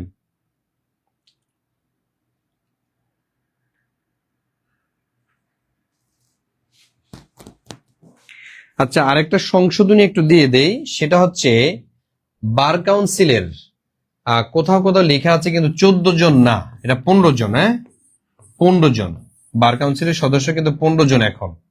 আগে 14 জন যদিও ছিল, এখন কিন্তু 15 জন। একটু সংশোধনী নিয়ে নেন। বার কাউন্সিলের পূর্বে সদস্য 14 জন ছিল, বর্তমানে কয়জন? 15 জন। সংশোধনী। তা বাংলাদেশে আইনজীবী হওয়ার ন্যূনতম বয়স কত? বাংলাদেশে একজন ব্যক্তি যদি আইনজীবী হতে চায়, তাহলে তার কত বছর হইলে সে কি হতে পারবে? আইনজীবী হতে পারবে। 30 বছর, নাকি 28 বছর, নাকি 21 বছর, নাকি 25 বছর? তাহলে মনে রাখবেন, এই প্রশ্নের সঠিক অ্যান্সার হচ্ছে 21 বছর। 21 বছর হলেই আপনি আইনজীবী হতে পারবেন। মানুষ প্রাপ্তবয়স্ক হয়ে যায় 21 বছরের মধ্যে, জ্ঞান বুদ্ধি হয়ে যায় যা হবার। এখন 21 বছর হলে কিন্তু আরো অনেকগুলো পথ খোলা আছে। যেমন একজন ব্যক্তি ভোটার হতে তার বয়স কত দরকার? 18। ভোটার হওয়ার বয়স, অর্থাৎ আপনি 18 বছর হলেই ভোট দিতে পারবেন। যদিও এটা নিয়ে আলোচনা সমালোচনা ছিল যে 16 বছর হলেই সে ভোট দিতে পারবে, কিন্তু এখনো কার্যকর হয়নি। তারপরে 21 বছর হলে আপনি আইনজীবী হতে পারবেন। আরেকটা পারবেন, সেটা হচ্ছে আপনি নির্বাচনে অংশগ্রহণ করতে পারবেন। নির্বাচনে অংশগ্রহণ করে আপনি যদি চান যে চেয়ারম্যান হতে, তাও পারবেন। আপনি যদি বলেন আমি এমপি হব, তাও পারবেন। ঠিক আছে, কিন্তু পারবেন না কি? পারবেন না হচ্ছে রাষ্ট্রপতি হতে। মনে রাখতে হবে, বাংলাদেশে যদি আপনি রাষ্ট্রপতি হতে চান, আপনার বয়স লাগবে কত বছর? 35 বছর। এই 35 বছর যাদের, তারাই শুধু রাষ্ট্রপতি হতে পারে। 35 বছরও কম হলে আপনি রাষ্ট্রপতি হতে পারবেন না। আর প্রধানমন্ত্রী হতেও আপনাকে 21 বছরে লাগে। ঠিক আছে, আপনি 21 বছর বয়সে কি হতে পারবেন? প্রধানমন্ত্রী হতে পারবেন। আবার প্রধান বিচারপতি হতে পারবেন না 35 বছর হলেই। তাহলে প্রধান বিচারপতির জন্য কত বছর লাগবে? নির্বাচন কমিশন, প্রধান নির্বাচন এই যে কমিশনার হতে হলে আপনার বয়স লাগবে কত? 50 বছর। এই 50 বছর হলেই কেবল আপনি প্রধান নির্বাচন কমিশনার হতে পারবেন, এছাড়া আপনি নির্বাচন কমিশনার হতে পারবেন না। তো এটা হচ্ছে বাংলাদেশের কিছু সিস্টেম, বাংলাদেশের আইন।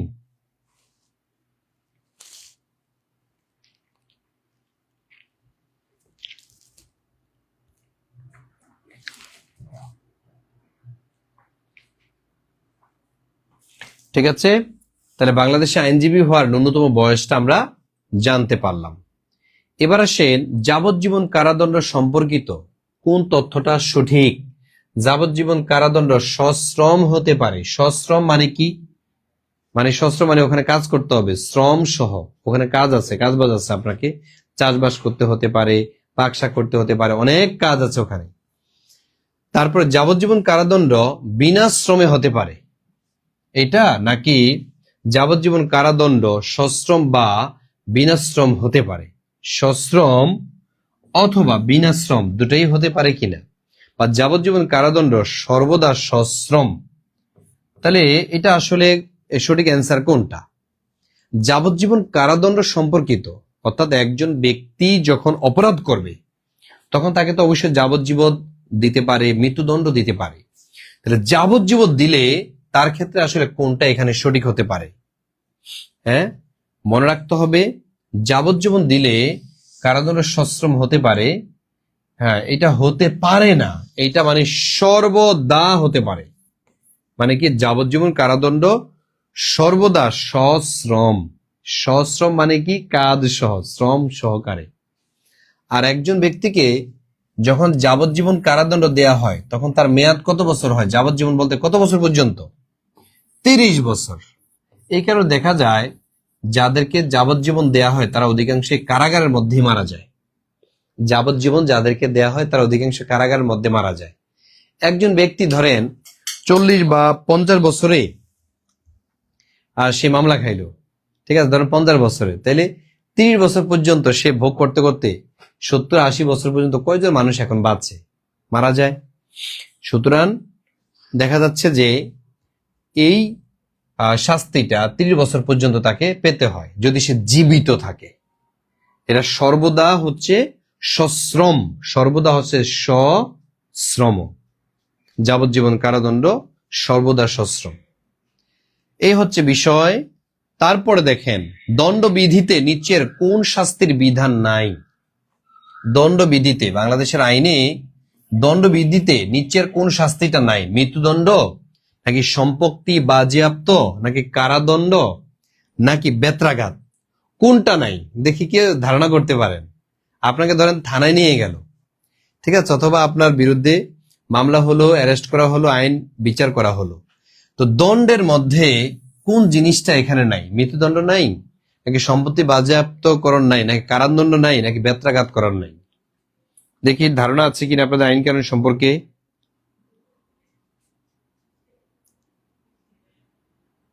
হ্যাঁ,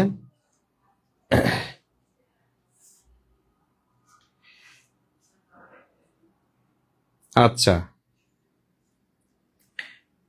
thank you so much Aklima. তারপর অনেকে সুন্দর সুন্দর কমেন্ট করতেছেন, আপনারা ক্লাসও করতেছেন, মজাও নিচ্ছেন। আহ, সীমা আক্তার আপু, তারপরে হচ্ছে আমাদের আবু তালহা আবু পড়াশোনায় মনোযোগী আছেন, আবুল হাসানও পড়াশোনায় মনোযোগী আছেন। Thank you so much. Connect থাকার চেষ্টা করবেন, হ্যাঁ, কানেক্ট থাকলেই আপনার পড়া হয়ে গেল। গো হেড উম্মে তোহফা, তারপর হচ্ছে স্বপ্নের পৃথিবী, Ju Islam, thank you so much. Shahana আক্তারও আপনি সঠিক অ্যান্সার দিয়েছেন।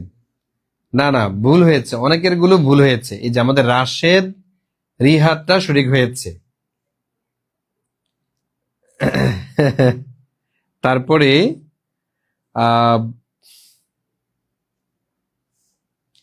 সম্পত্তি বাজেয়াপ্ত বলছেন অনেকে। আচ্ছা, সম্পত্তি বাজেয়াপ্ত না, ঠিক আছে, সম্পত্তি বাজেয়াপ্ত কিন্তু এটা একটা অংশ আছে, কিন্তু বেত্রাঘাত করা নাই।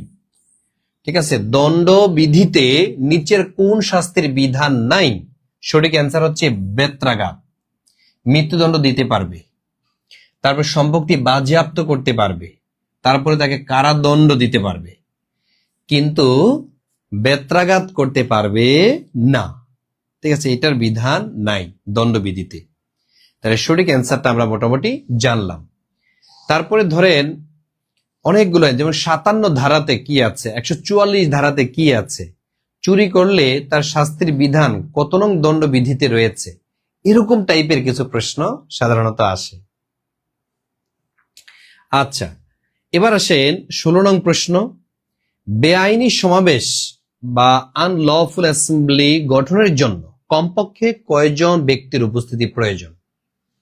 দেখেন, বেআইনি যদি কেউ সমাবেশ করে, বেআইনি সমাবেশ মানে কি? ধরেন 144 ধারা জারি করলো, তো 144 ধারা যখন জারি হয় তখন তো আপনি সভা সমাবেশ মিছিল মিটিং এগুলা সব নিষেধ। তো এখন সভা সমাবেশ বলতে আসলে লাখ লাখ মানুষ থাকতে হবে না, এটা লিমিটেড কিছু মানুষ থাকলেও কিন্তু সভা সমাবেশ করা যায়। তো এখন বলছে 144 ধারা চলাকালীন সময়ে আপনি কতজনের উপস্থিতি নিয়ে এই সমাবেশটা করলে এটা বেআইনি হবে, এটাকে বেআইনি সমাবেশ বলা যাবে? 3 জন, 4 জন, 5 জন, নাকি 6 জন? ঠিক আছে, তাহলে এই প্রশ্নের সঠিক অ্যান্সার হবে 5 জন। অর্থাৎ 5 জন যদি একসাথে চলেন তাহলে দণ্ডবিধিতে যে যে বিধান আছে সেগুলো আপনার উপর প্রয়োগ করা হবে, এক্সিকিউট করা হবে। ঠিক আছে, সেজন্য আমাদেরকে একবারে দেশে থাকতে হলে, নাগরিক হতে হলে সবাই আইন জানতে হবে ব্যাপারটা এমন না। আবার কিছু কিছু বেসিক আইন আছে, এগুলো আপনাকে জানতে হবে। তার মধ্যে এটা একটা, ঠিক আছে, এটা একটা আপনাকে জানতে হবে যে আইন জানতে হইলে আপনাকে আইনের ছাত্র হতে হবে, ব্যাপারটা এমন নয়। কিন্তু আমাদের একটা ট্রেন্ড আছে, আমাদের দেশে চলে আসছে যে ইতিহাস পড়ে সে আইনের কোনো কথা বলতে পারবে না, আবার যে আইনে পড়ে সে ইতিহাসের কথা বলতে পারবে না। এটা হচ্ছে এক ধরনের ইনজাস্টিস। এটা এটা এটা কিন্তু ঠিক নয়। আমাদের সংসদে যারা বসে আছে, এই যে জাতীয় সংসদে, তো এটা তো মূলত হচ্ছে কি সব আইনসভা হিসেবে পরিচিত। আচ্ছা, এখানে কি সবাই আইনবিদ? নো, সবাই কিন্তু এত আইনবিদ নয়, লয়ের স্টুডেন্ট না। অধিকাংশ হচ্ছে সাহিত্যের স্টুডেন্ট, অন্যান্য সাবজেক্টের স্টুডেন্ট, হাতে গোনা কয়েকজন হচ্ছে লয়ের স্টুডেন্ট। তাহলে আইনের স্টুডেন্ট ব্যতীত আপনি আইন নিয়ে পড়াশোনা করতে পারেন, বলতে পারবেন, তবে সেটা যাতে সঠিক হয়। আমি আবারও বলছি ভাই বোন, আপনারা যারা নতুন ব্যাচে আমাদের সাথে ভর্তি হতে চান, আমাদের কোর্সটা করতে চান, তাদের জন্য আমরা উন্মুক্ত রেখেছি। তাদের জন্য মূলত আমাদের ফ্রি ক্লাসগুলো আয়োজন করি, শুধু যারা ভর্তি হতে চায়। আপনাদের এই ক্লাসগুলো করানোর মাধ্যমে আপনাদেরকে আমরা ভর্তি করাই। আমাদের মূল ক্লাস হচ্ছে পেইড ব্যাচে, মনে রাখবেন আমাদের যে পেইড ব্যাচ, এই পেইড ব্যাচে আসা ব্যতীত আপনি ক্লাসের মজা পাবেন না। পেইড ব্যাচের মধ্যেই মূলত আমরা আমাদের এই গুরুত্বপূর্ণ বিষয়গুলো টপিক ধরে ধরে আমরা পড়াই, একবার টপিক ধরে তারপরে পড়াই। একদিন ধরেন জলভাগ নিয়ে পড়ালাম, আইন কানুন নিয়ে একদিন পড়ালাম, সংবিধান নিয়ে আমাদের একটা ক্লাস আছে, মুক্তিযুদ্ধ বিভিন্ন আন্দোলন নিয়ে আমাদের একটা ক্লাস আছে, এরকম আলাদা আলাদা আমাদের ক্লাস আছে। সুতরাং আপনারা যারা আমাদের এই কোর্সে ভর্তি হতে চান আর দেরি করবেন না, আমাদের যে নিচে নাম্বারটা দেয়া আছে 767265758 এই নাম্বারে 1199 টাকা পাঠান, আমরা আপনাকে এখনই একটা গ্রুপে অ্যাড করে দিব। ঠিক আছে? আর যারা শুধু ইংলিশ পড়তে চান, 1500 টাকার কোর্স আমরা মাত্র নিচ্ছি এখন 750 টাকা। এই 750 টাকা দিয়েই আপনি প্রায় এখানে 200 অধিক ক্লাস পাবেন, শুধু ইংলিশের উপরে 200 অধিক আপনি এখানে ক্লাস পাচ্ছেন ইনশাল্লাহ। আপনাদের অনেক ভাই বোন আমাদের সাথে এই জার্নিতে অলরেডি যুক্ত হয়েছে, তারা উপকৃত হচ্ছে। সুতরাং আপনি কেন পিছিয়ে থাকবেন? আপনাকেও এখানে যুক্ত হওয়া খুব বেশি দরকার, খুব বেশি দরকার। আসেন আমরা দেখি ডাকাতি সংগঠনের জন্য কমপক্ষে কতজন সদস্যের প্রয়োজন হয়? 3 জন, 5 জন, 7 জন নাকি 10 জন? দেখেন, ডাকাতি করতে হলেও আপনার সংখ্যার হিসাব লাগবে। ঠিক আছে? শুধু 2 জন 1 জন করলে এটা ডাকাতি না। তাহলে ডাকাতি সংগঠনের জন্য যেই কয়জন সদস্য দরকার সেটা হচ্ছে 5 জন। 5 জনের নিচে যদি হয় বা 4 জন বা 3 জন হয়, এটা ডাকাতি হবে না, এটা চুরি বা অপহরণ বা অন্য অপরাধমূলক একটা নাম দেয়া যায়। কিন্তু 5 জন ব্যক্তি গিয়ে যদি একটা অপরাধ সংগঠন করে তখন তাদেরকে ডাকাত বলা হয়, দস্যু বলা হয়। ঠিক আছে? তাহলে ডাকাতি সংগঠনের জন্য কয়জন সদস্য প্রয়োজন হয়? এর সঠিক অ্যান্সার হবে 5 জন। 5 জন সদস্য মিলে যদি কোনো অপরাধ করে থাকে তাহলে সেটা কি বলা হয়? সেটা হচ্ছে ডাকাতি বলা হয়। তারপরে দেখি কোন মামলা প্রমাণের জন্য, কোন মামলা প্রমাণের জন্য সাক্ষীর সংখ্যা কতজন হতে হবে? আপনি ধরেন একটা মামলা করেছেন, কিন্তু এই মামলা তো সাক্ষী লাগবে। এখন এই সাক্ষী কতজন লাগবে? অনন্য 3 জন নাকি অনন্য 4 জন? কোন নির্দিষ্ট সংখ্যা নেই, নাকি অনন্য 2 জন? তাহলে 2 জন, 4 জন, 6 জন, 10 জন, 15 জন, কয়জন মূলত আসলে সাক্ষী লাগবে? এটা সঠিক অ্যান্সার কোনটা? সঠিক অ্যান্সার হলো কোন সংখ্যা লাগবে না, কোনো সংখ্যা লাগবে না। অর্থাৎ সাক্ষী যে কোনো সংখ্যা হতে পারে। সাক্ষী যদি আপনি 20 জন নিয়ে আসেন তাও কোনো ক্ষতি নেই, আবার যদি 1 জনও নেন তাও কোনো ক্ষতি নেই। ঠিক আছে? বিচারকরা তার কথা শুনবেন, তিনি প্রত্যক্ষদর্শী অথবা তিনি ঘটনার সাথে জড়িত ছিলেন এরকম ব্যক্তিকে সাধারণত সাক্ষী মানা হয়। ঠিক আছে? তার সাক্ষ্যের উপর বেস করে বিচারকরা হচ্ছে বিচার ফয়সালা করে থাকেন। ঠিক আছে? তো এই হচ্ছে বিষয়। তারপরে দেখেন কোন মামলা প্রমাণের জন্য সাক্ষীর প্রয়োজন। কোন মামলা প্রমাণের জন্য সাক্ষীর প্রয়োজন হয়? সব মামলা প্রমাণের জন্য কিন্তু সাক্ষী দিতে হয় না। ঠিক আছে? আমরা বলছিলাম মামলা সাধারণত 2 ধরনের হয়, দেওয়ানি মামলা, ফৌজদারি মামলা। দেওয়ানি মামলা কোনগুলো? চুরি, ডাকাতি, খুন খারাপি, অপহরণ, ধর্ষণ ইত্যাদি, এগুলো হচ্ছে দেওয়ানি মামলা। আর ফৌজদারি মামলা কোনগুলো? জমি সংক্রান্ত, তারপর হচ্ছে আপনার ক্ষতিপূরণ অথবা আপনার পদের অবমূল্যায়ন করা হয়েছে ইত্যাদির ক্ষেত্রে হচ্ছে ফৌজদারি মামলা দায়ের করা হয়। ঠিক আছে? তো এখন বলা হয়েছে কোন মামলা প্রমাণের জন্য সাক্ষীর প্রয়োজন হয়। এটা কি দেওয়ানি মামলা নাকি দেওয়ানি ফৌজদারি উভয়টার জন্য সাক্ষীর প্রয়োজন, নাকি ফৌজদারি মামলার জন্য, না কোনোটাই নয়? এই প্রশ্নের সঠিক অ্যান্সার হবে দেওয়ানি এবং ফৌজদারি দুইটার জন্য কিন্তু কি লাগবে? সাক্ষী প্রমাণ লাগবে। দেওয়ানি ফৌজদারি মামলার জন্য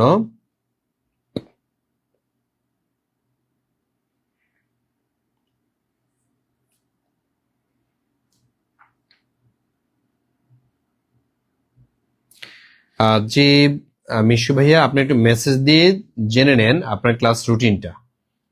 ঠিক আছে? মেসেজ দিয়ে একটু জেনে নেন আপনার ক্লাসটা। আরেকজন হচ্ছে আমাদের বলছেন ডাকাতির টিম বানাতে চাই, কেডা কেডা এর হতে আসো? বাহ, ডাকাতির টিম বানাবেন না? তাহলে দেখি আমরা কোন মামলা প্রমাণের জন্য সাক্ষীর প্রয়োজন, দেওয়ানি এবং ফৌজদারি। আচ্ছা, বাংলাদেশের জাতীয় নিরাপত্তা ও সংহতির প্রতীক কে? জাতীয় নিরাপত্তার প্রতীক এবং সংহতির প্রতীক কে বলেন তো? সিম্বলটা কে? রাষ্ট্রপতি নাকি স্পিকার নাকি প্রধানমন্ত্রী নাকি মন্ত্রী? এই প্রশ্নটা দেখেন বিসিএস এ কিন্তু এই প্রশ্নটা এসেছে। বাংলাদেশের জাতীয় নিরাপত্তা ও সংহতির প্রতীক যিনি, তিনি হচ্ছেন রাষ্ট্রপতি। নিরাপত্তার প্রতীক এবং সংহতির প্রতীক তিনি হচ্ছেন রাষ্ট্রপতি। তবে যদি নির্বাহী প্রধান বলা হতো, নির্বাহী প্রধান বলা হলে সেটা আবার প্রধানমন্ত্রী হতেন। নির্বাহী প্রধান কে? বাংলাদেশের প্রধানমন্ত্রী। কিন্তু যখন নিরাপত্তা ও সংহতির প্রতীক অথবা রাষ্ট্রের প্রধান, বাংলাদেশ রাষ্ট্রের প্রধান কে, তাহলে সেটা হবে রাষ্ট্রপতি। তাহলে প্রশ্ন কয়েকভাবে ঘুরে আসে। তাহলে এই প্রশ্নের সঠিক অ্যান্সার আমরা পাইলাম কি? রাষ্ট্রপতি। আমি আবারও বলছি, আমাদের যে ব্যাচে আপনি যদি ভর্তি হতে চান, যদি আমাদের এখানে শুধু ইংলিশও করতে চান, আপনি করতে পারবেন। ইংলিশের একবারে A to Z পড়ানো হবে মাত্র 750 টাকায়। ঠিক আছে, মাত্র 750 টাকা দিয়ে আপনি কিন্তু ইংলিশও চাইলে ভর্তি হতে পারবেন। আচ্ছা, তো FIR এর পূর্ণরূপ কি? FIR এর পূর্ণরূপ কি? ফার্স্ট ইনফরমেশন রিপোর্ট নাকি ফার্স্ট ইনভেস্টিগেশন রিপোর্ট নাকি ফার্স্ট ইন্টেলিজেন্স রিপোর্ট নাকি ফরেন ইন্টেলিজেন্স রিপোর্ট? এখানে আসলে সঠিক অ্যান্সার কোনটা হবে? FIR এর পূর্ণরূপ। FIR এটা কিন্তু পরীক্ষাতে এসেছে, দেখেন শিক্ষক নিবন্ধন পরীক্ষাতে এসেছে, সুতরাং এটা আপনাদের জন্য অতীব গুরুত্বপূর্ণ। তাহলে first information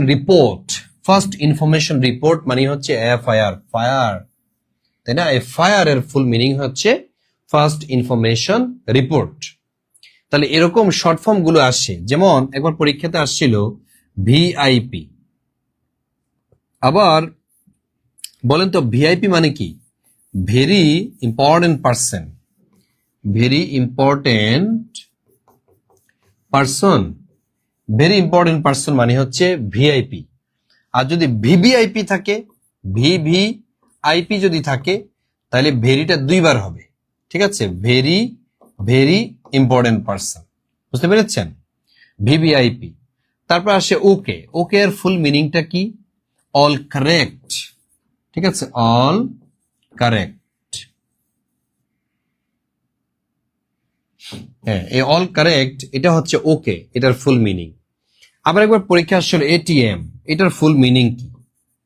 automated teller machine, automated teller machine, automated teller machine, এই অটোমেটেড টেলার মেশিন ATM। আবার পরীক্ষাতে আসছিল টিন, এটার ফুল মিনিং কি? এটা হবে tax pairs, tax pairs identification, identification number, tax pairs identification number. ঠিক আছে, এরকম শর্ট ফর্ম গুলো পরীক্ষাতে আসে। ঠিক আছে, এই জন্য আপনাদের এই শর্ট ফর্ম গুলো মুখস্থ রাখতে হবে। যেমন PR, এটার ফুল মিনিং কি? এটা অলরেডি আমরা বলেছিলাম। ঠিক আছে, তারপরে হচ্ছে আরো কিছু শর্ট ফর্ম আছে, এই শর্ট ফর্ম গুলো মুখস্থ করতে, যেমন PM, AM।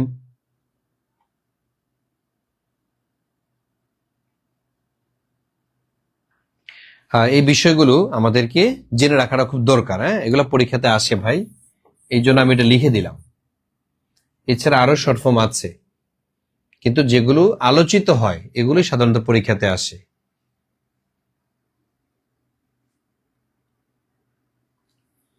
যেমন PR, এটার ফুল মিনিং কি?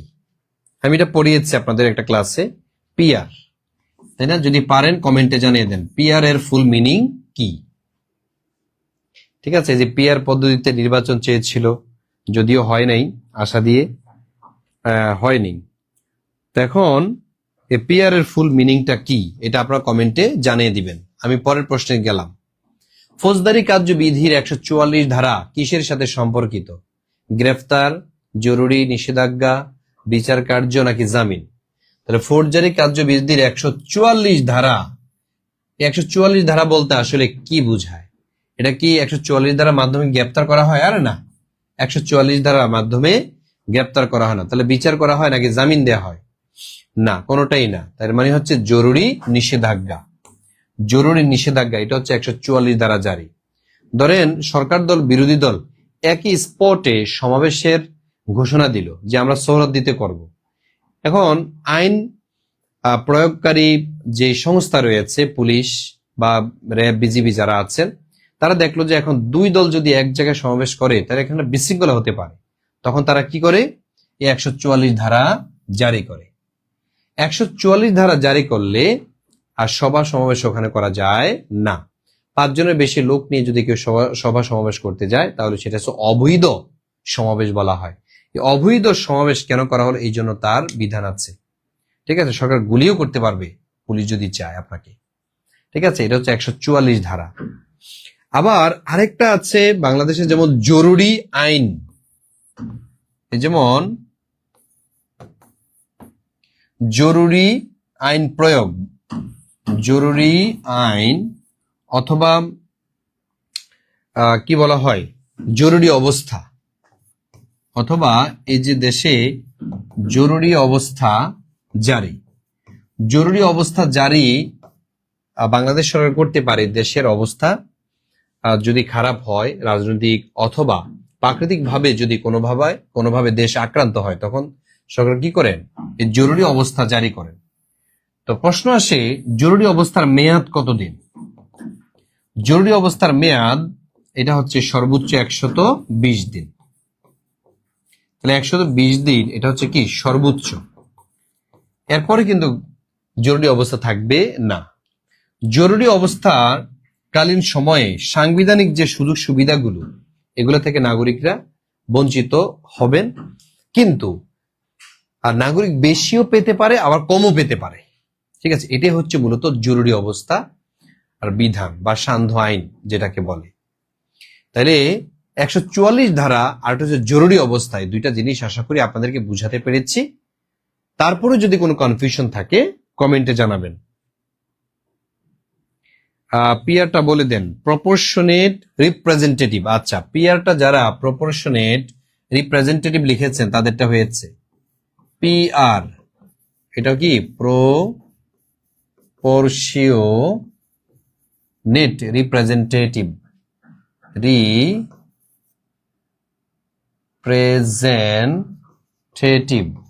প্রপোর্শনেট রিপ্রেজেন্টেটিভ, এটাকে মূলত বলা হয় পিআর।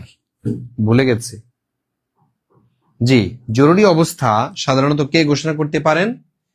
জরুরি অবস্থা ঘোষণা বা জরুরি অবস্থা জারি করতে পারেন শুধুমাত্র কেবলমাত্র রাষ্ট্রপতি। বাংলাদেশের সংবিধানের 2য় সংশোধনীর মাধ্যমে এই জরুরি অবস্থার বিধান সংযোজন করা হয়েছিল।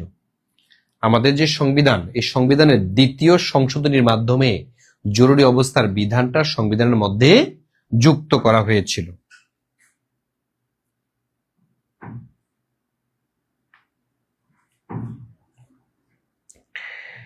আচ্ছা,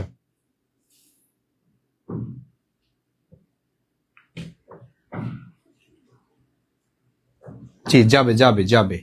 আচ্ছা, এবার আসেন আমরা আরেকটা দেখি, সন্দেহভাজন ব্যক্তিকে কত ঘন্টা পর্যন্ত পুলিশ হেফাজতে রাখা যায়, অর্থাৎ গুম করে আপনি রাখতে পারবেন। পুলিশ হেফাজতে আপনি রেখে দিলেন, কোন ব্যক্তিকে সন্দেহ হয়েছে যে তার দ্বারা কোনো অপরাধ সংঘটিত হতে পারে, এমন কোন ব্যক্তিকে যদি পুলিশ আটক করে তারা কতক্ষণ পর্যন্ত রেখে দিতে পারবে, এটা একটা বিধান আছে বাংলাদেশে, এটা জেনে যান। তাহলে এটা কি 24 ঘন্টা নাকি 48 ঘন্টা? 24 ঘন্টা মানে একদিন, 48 ঘন্টা হচ্ছে 2 দিন, 36 ঘন্টা 1.5 দিন নাকি 72 ঘন্টা?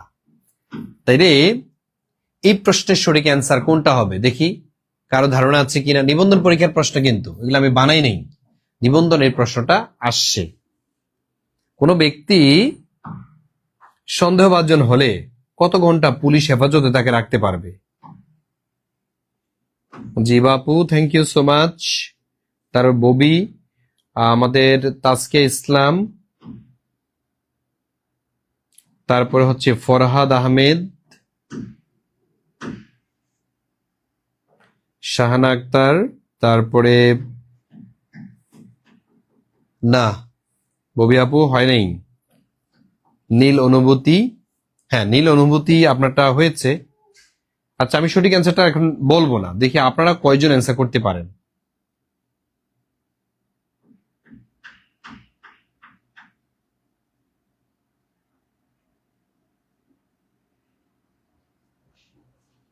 আপনারা যে কয়জন অ্যান্সার করতে পারেন দেখি, তাহলে এখানে সঠিক অ্যান্সার কোনটা?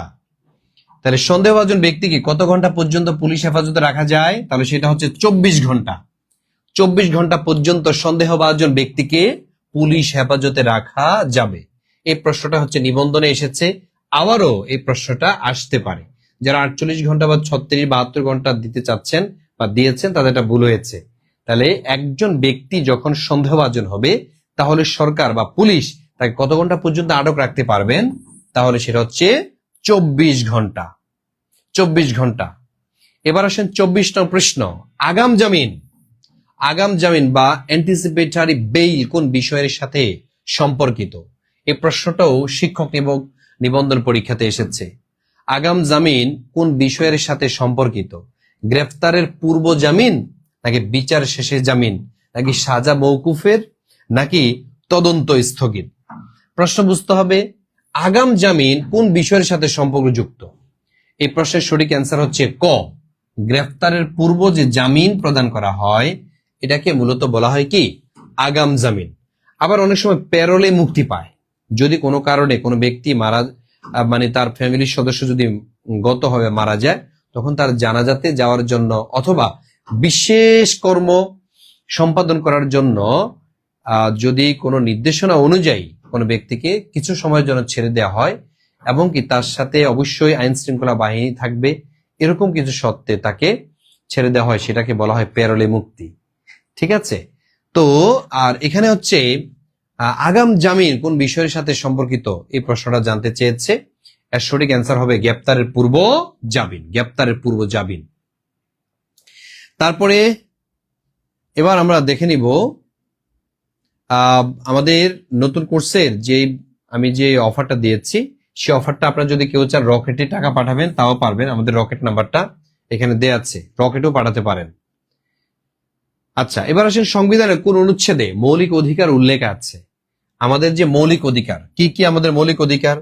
যেমন আমরা বুঝি যে খাদ্য, বস্ত্র, বাসস্থান, খাদ্য, বস্ত্র, বাসস্থান, তারপর কি আছে? শিক্ষা,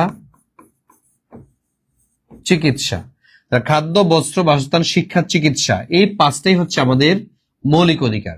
এখন আবার অ্যাড করা হয়েছে, সেটা কি? সেটা হচ্ছে চিত্ত বিনোদন। চিত্ত বিনোদন। আরেকটা আছে, সেটা হচ্ছে নিরাপত্তা। চিত্ত বিনোদন ও নিরাপত্তা। তো এখন দেখেন, এই যে চিত্ত বিনোদন ও নিরাপত্তা এবং এই পাঁচটি জিনিস, এগুলাকেও মানে মৌলিক অধিকার বলা হয়।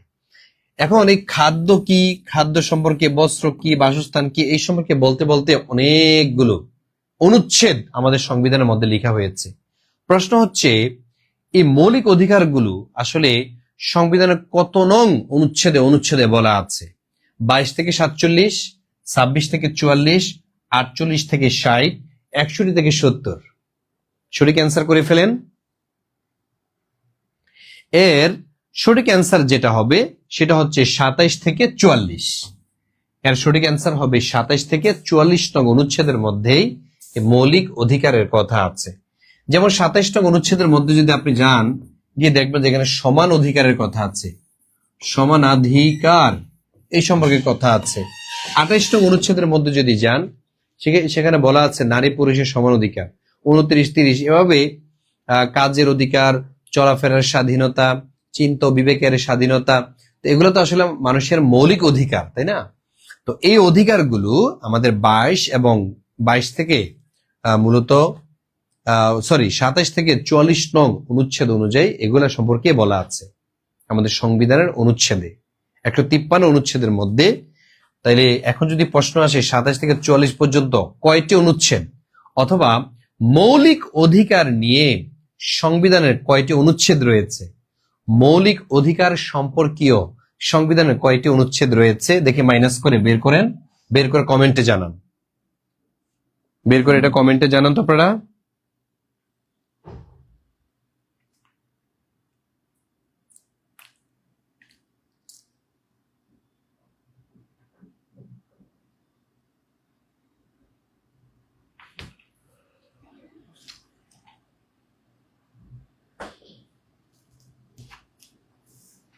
আচ্ছা, তারপরে দেখি আপনারা কমেন্টে জানিয়ে দেন, আমি দেখি। পরের প্রশ্ন আসেন, জাতীয় নিরাপত্তা ও সহযোগের প্রতীক কি? জাতীয় নিরাপত্তা ও সহযোগের প্রতীক এখানে রাষ্ট্রপতি। এই প্রশ্নটা অলরেডি একবার এসেছে, এই জন্য এটা স্কিপ করলাম।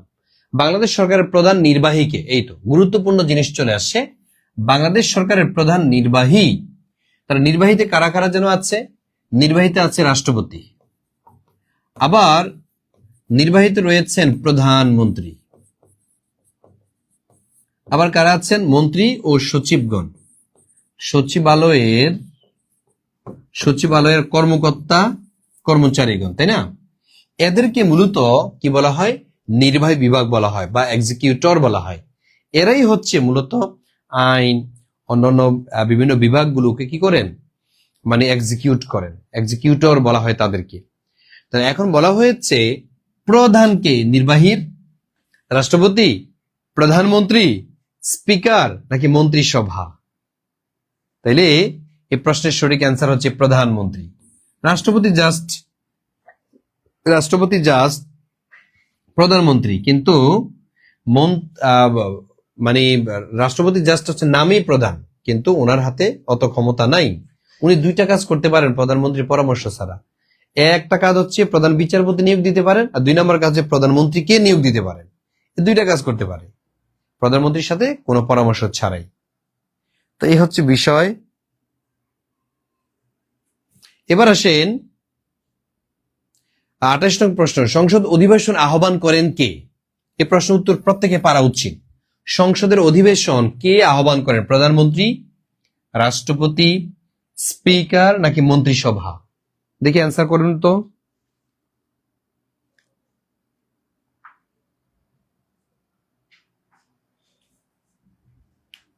জি, রুমা আক্তার ইবা, থ্যাংক ইউ সো মাচ। নীল অনুভূতি, আর সিজুকা মন, মুজাম্মেল হক, রাশিদুল হাসান, রোমানা আক্তার ইভা, নবী হুসাইন, বাহ, থ্যাংক ইউ সো মাচ। যারা যারা অ্যান্সার করেছেন সবাইকে ধন্যবাদ।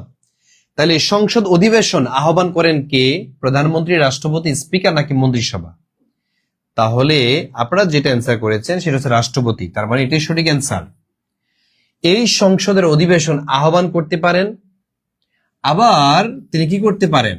সংসদ অধিবেশন বাতিল করতে পারেন, বাতিল অথবা স্থগিত করতে পারেন কে? রাষ্ট্রপতি। তাইলে সংসদ অধিবেশন আহ্বান করেন, বাতিল করেন, আবার সংসদ কি করেন?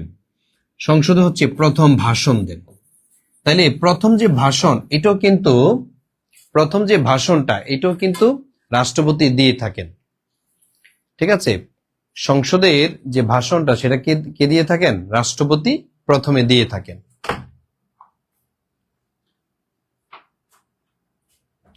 তারপর তো যারা ভর্তি হবেন হয়ে নেন, আর ক্লাসটি কিছুক্ষণ চলবে আমাদের, আর প্রশ্নের উত্তর করেন। যারা অলরেডি ভর্তি হয়ে গেছেন সবাইকে মোবারকবাদ। আমাদের 29 নম্বরের প্রশ্নের উত্তর করবেন যারা ভর্তি হয়ে গেছেন, আর যারা হন নাই আগে ভর্তি হয়ে নেন।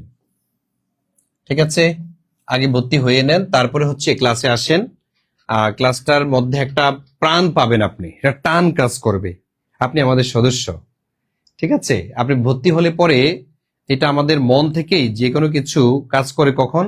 যখন এখানে ইনভেস্ট থাকে, হয় সময় না হয় অর্থ, তখন আপনার পড়াশোনা করতে দেখবেন যে আপনার মজা লাগবে।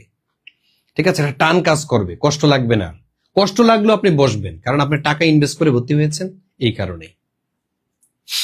আচ্ছা, স্পিকার কোন প্রতিষ্ঠানের প্রধান? বিচার বিভাগ, সংসদ নাকি প্রশাসন নাকি নির্বাচন কমিশন? স্পিকার কোন প্রতিষ্ঠানের প্রধান? স্পিকার আসলে বিচার বিভাগের প্রধান নয়, স্পিকার কিন্তু বিচার বিভাগের প্রধান না। তাহলে কি সংসদের? হ্যাঁ, আমরা সংসদের মধ্যেই স্পিকারকে দেখি। তাহলে সঠিক অ্যান্সার কোনটা? সংসদ। তাহলে কি প্রশাসন? নো। তাহলে নির্বাচন কমিশন? এটা হবে না। তাহলে সংসদ অথবা লেখা থাকতে পারে আইনসভা। সংসদ অথবা আইনসভার প্রধান যিনি, তিনি হচ্ছেন কে? স্পিকার, মাননীয় স্পিকার।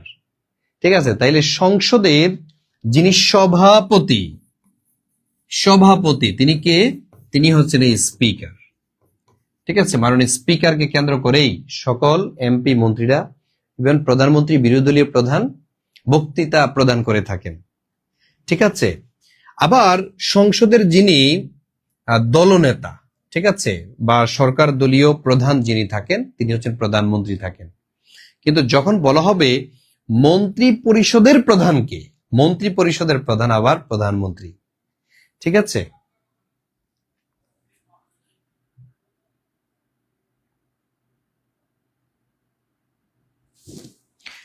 আচ্ছা, তারপরে আমরা একটু দেখি কি আছে।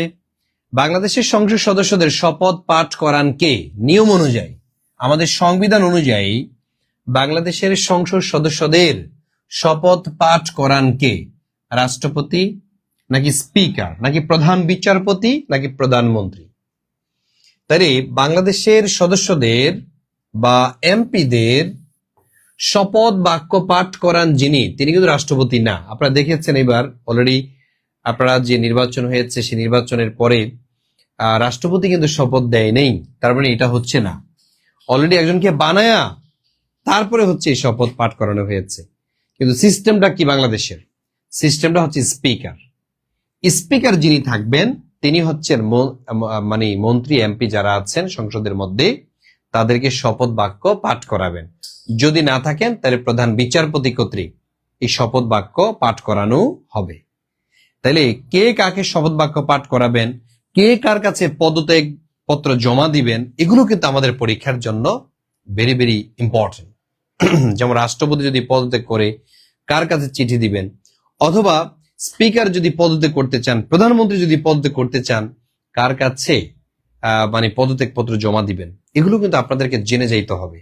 তো এটা নিয়ে আমাদের আলাদা ক্লাস আছে, ঠিক আছে, পেইড বেসে আমাদের ক্লাস আছে।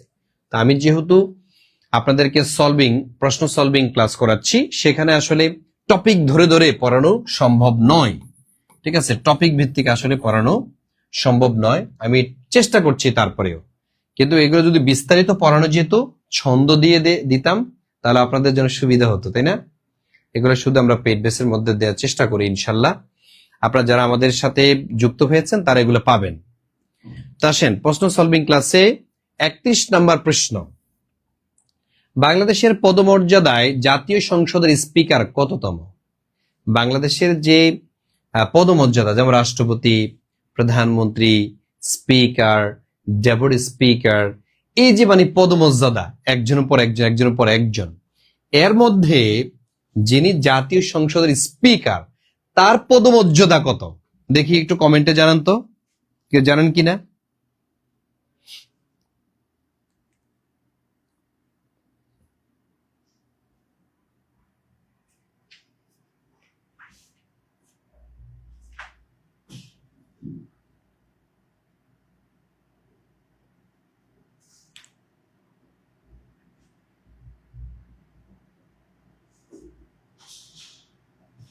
অনেকে স্পিকার স্পিকার বলছেন, কিন্তু কততম?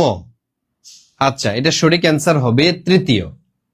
সঠিক অ্যান্সার হবে তৃতীয়, কারণ প্রথমে হচ্ছে প্রেসিডেন্ট, 1 নম্বরে যিনি তিনি হচ্ছেন প্রেসিডেন্ট, আর 2 নম্বরে হচ্ছে প্রাইম মিনিস্টার, প্রাইম মিনিস্টার, ঠিক আছে। 3 নম্বরে যিনি তিনি হচ্ছেন স্পিকার, তো 4 নম্বরে ডেপুটি স্পিকার হবে নিশ্চিত, তাই না? ডেপুটি স্পিকার, ঠিক আছে। তো এইভাবে আসতে থাকবে, এইভাবে আসতে থাকবে। আর 17 নম্বর যিনি তিনি হচ্ছেন ভাইস চ্যান্সেলর,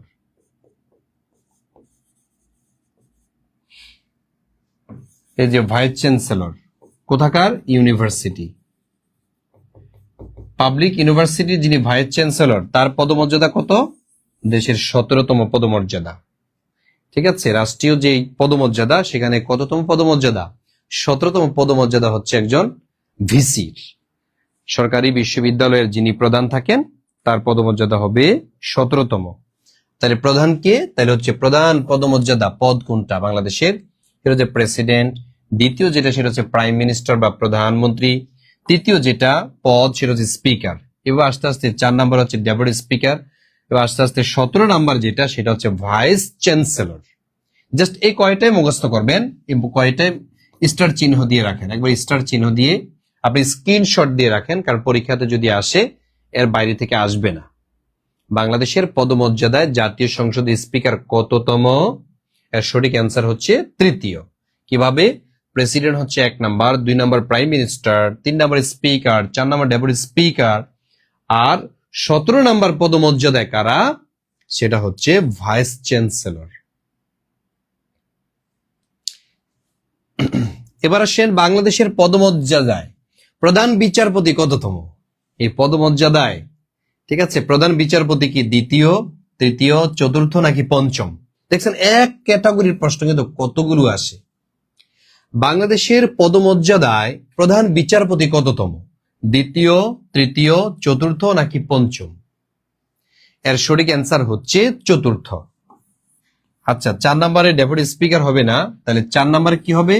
4 নম্বর হচ্ছে প্রধান বিচারপতি হবে। ঠিক আছে, এই যে প্রধান বিচারপতি, উনি হচ্ছেন 4 নম্বর মর্যাদায় আছেন। ঠিক আছে, 4 নম্বর মর্যাদা যিনি আছেন তিনি হচ্ছেন কে? তাহলে ডেপুটি স্পিকার হচ্ছে না। ঠিক আছে, ডেপুটি স্পিকার হচ্ছে না, এখানে হবে মানে প্রধান বিচারপতি, চিফ জাস্টিস যিনি, চিফ জাস্টিস, চিফ জাস্টিস যিনি, তিনি হচ্ছেন 4 নম্বরের মধ্যে রয়েছেন পদমর্যাদার দিক থেকে।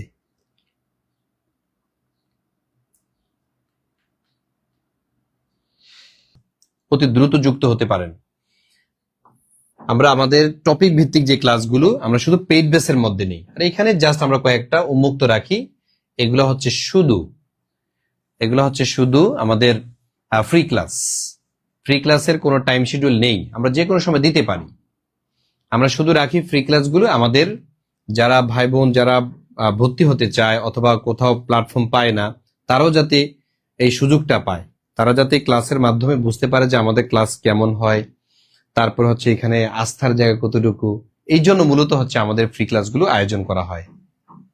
আসেন, এডিআর এর পুনরূপ কি? ADR alternative disaster reduction, alternative drama reproduction, alternative dispute resolution নাকি অল্টারনেটিভ ডেভেলপমেন্ট? এই প্রশ্নের সঠিক অ্যান্সার হবে অল্টারনেটিভ ডিসপিউট রিসলিউশন। এটা নিবন্ধন পরীক্ষার প্রশ্ন এসেছে। আসেন, পারিবারিক আদালত অধ্যাদেশ জারি হয় কত সালে? খুবই ইম্পর্টেন্ট একটা প্রশ্ন, এই প্রশ্নটা স্টার চিহ্ন দিয়ে রাখেন। পারিবারিক আদালত অধ্যাদেশ জারি হয় কত সালে? 1975 নাকি 1985, 1995 সাল নাকি 2005 সাল? এই প্রশ্নের সঠিক অ্যান্সার হবে 1985 সাল। তাহলে পারিবারিক আদালত অধ্যাদেশ জারি হয় কত সালে? 1985 সালে। পারিবারিক আদালত অধ্যাদেশ জারি করা হয়েছে সর্বপ্রথম কত সালে? 1985 সালে, বাংলাদেশ জন্মের পরে। ঠিক আছে, তাইলে এবার দেখবো 35 নং প্রশ্ন। মুসলিম আইনে কন্যা সন্তানের উত্তরাধিকার সম্পর্কিত বিধান কোন বিষয়ে? মুসলিম আইনে মেয়েদের বা কন্যা সন্তানদের উত্তরাধিকার সম্পর্কিত বিধান হচ্ছে কোন বিষয়ে? এটা কি সম্পত্তির বন্টন নাকি বিবাহ নাকি তালাক নাকি অভিভাবকত্ব? তো মনে রাখতে হবে কন্যা সন্তানের যে উত্তরাধিকার, এখানে আসলে অভিভাবকত্ব এটা তো অবশ্যই একটা ম্যাটার, তবে অভিভাবক অনেকে হয়ে যায় টাকা পয়সা থাকলে। ঠিক আছে, এটা মেইন না। তাহলে কোনটা? তালাক, এটা আসলে ইরিলেভেন্ট বিষয়। তাহলে কি বিবাহ? তাহলে কন্যা সন্তানের উত্তরাধিকার কি বাবা মা তাকে বিয়ে দিয়ে দিবে এতটুকুই? নো, এই সম্পর্কে আসলে এই আইনটা পাশ হয়নি। তাহলে হয়েছে কোনটা নিয়ে? সম্পত্তি বন্টন নিয়ে। সে কতটুকু পাবে, ঠিক আছে, সে কতটুকু পাবে এই সম্পর্কে মূলত মুসলিম আইনে একটা বিধান রয়েছে। ঠিক আছে, তাহলে মুসলিম আইনে কন্যা সন্তানের উত্তরাধিকার সম্পর্কিত বিধান কোন বিষয়ে? সেটা হচ্ছে সম্পত্তি বন্টন। তারপর বিচার বিভাগ রাষ্ট্রের কোন অঙ্গ? আসেন, বিচার বিভাগ রাষ্ট্রের কোন অঙ্গ? আইন বিভাগের নাকি নির্বাহী বিভাগের? বিচার বিভাগের নাকি প্রশাসন? এরকম যে প্রশ্নগুলো আছে না, এগুলা কেন? এগুলো হচ্ছে বলা চলে এগুলোকে ট্র্যাপ, আপনাকে ট্র্যাপে ফেলে দিবে। ঠিক আছে, কনফিউজিং কোয়ারি, এগুলো কনফিউজিং কোয়েশ্চেন, এগুলো করে আপনাকে দেখা যাচ্ছে যে পরীক্ষার হলে একবার নাকানে চুবানি খেয়ে ফেলে। আপনি অ্যান্সার করে আসেন কিন্তু হয় ভুল। কেন? দেখেন বিচার বিভাগ রাষ্ট্রের কোন অঙ্গ বা কোন ব্রাঞ্চ? এটা কি আইন বিভাগের? না, আইন বিভাগের সাথে বিচার বিভাগ কেন যাবে? আইন বিভাগ, বিচার বিভাগ, শাসন বিভাগ এগুলো তো আলাদা আলাদা বিভাগ, তাহলে একটার সাথে আরেকটা যায় না। তার মানে ক এখানে কাটা। তাহলে কি নির্বাহী বিভাগ? নো, আসলে নির্বাহী বিভাগ হবে না।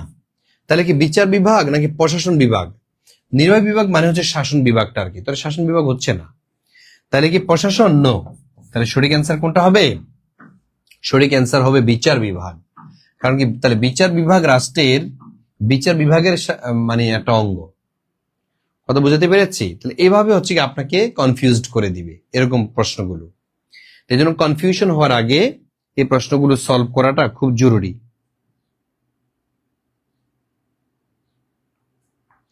এরকম অনেক প্রশ্ন থাকবে আপনাদের, অনেক প্রশ্ন। আরেকটা প্রশ্ন, সংসদীয় পদ্ধতিতে সরকারের প্রধান কে? তাহলে সংসদীয় পদ্ধতিতে সরকার প্রধান যিনি, তিনি হচ্ছেন প্রধানমন্ত্রী। সংসদীয় পদ্ধতিতে সরকার প্রধান হচ্ছে প্রধানমন্ত্রী, রাষ্ট্রের প্রধান হচ্ছে রাষ্ট্রপতি।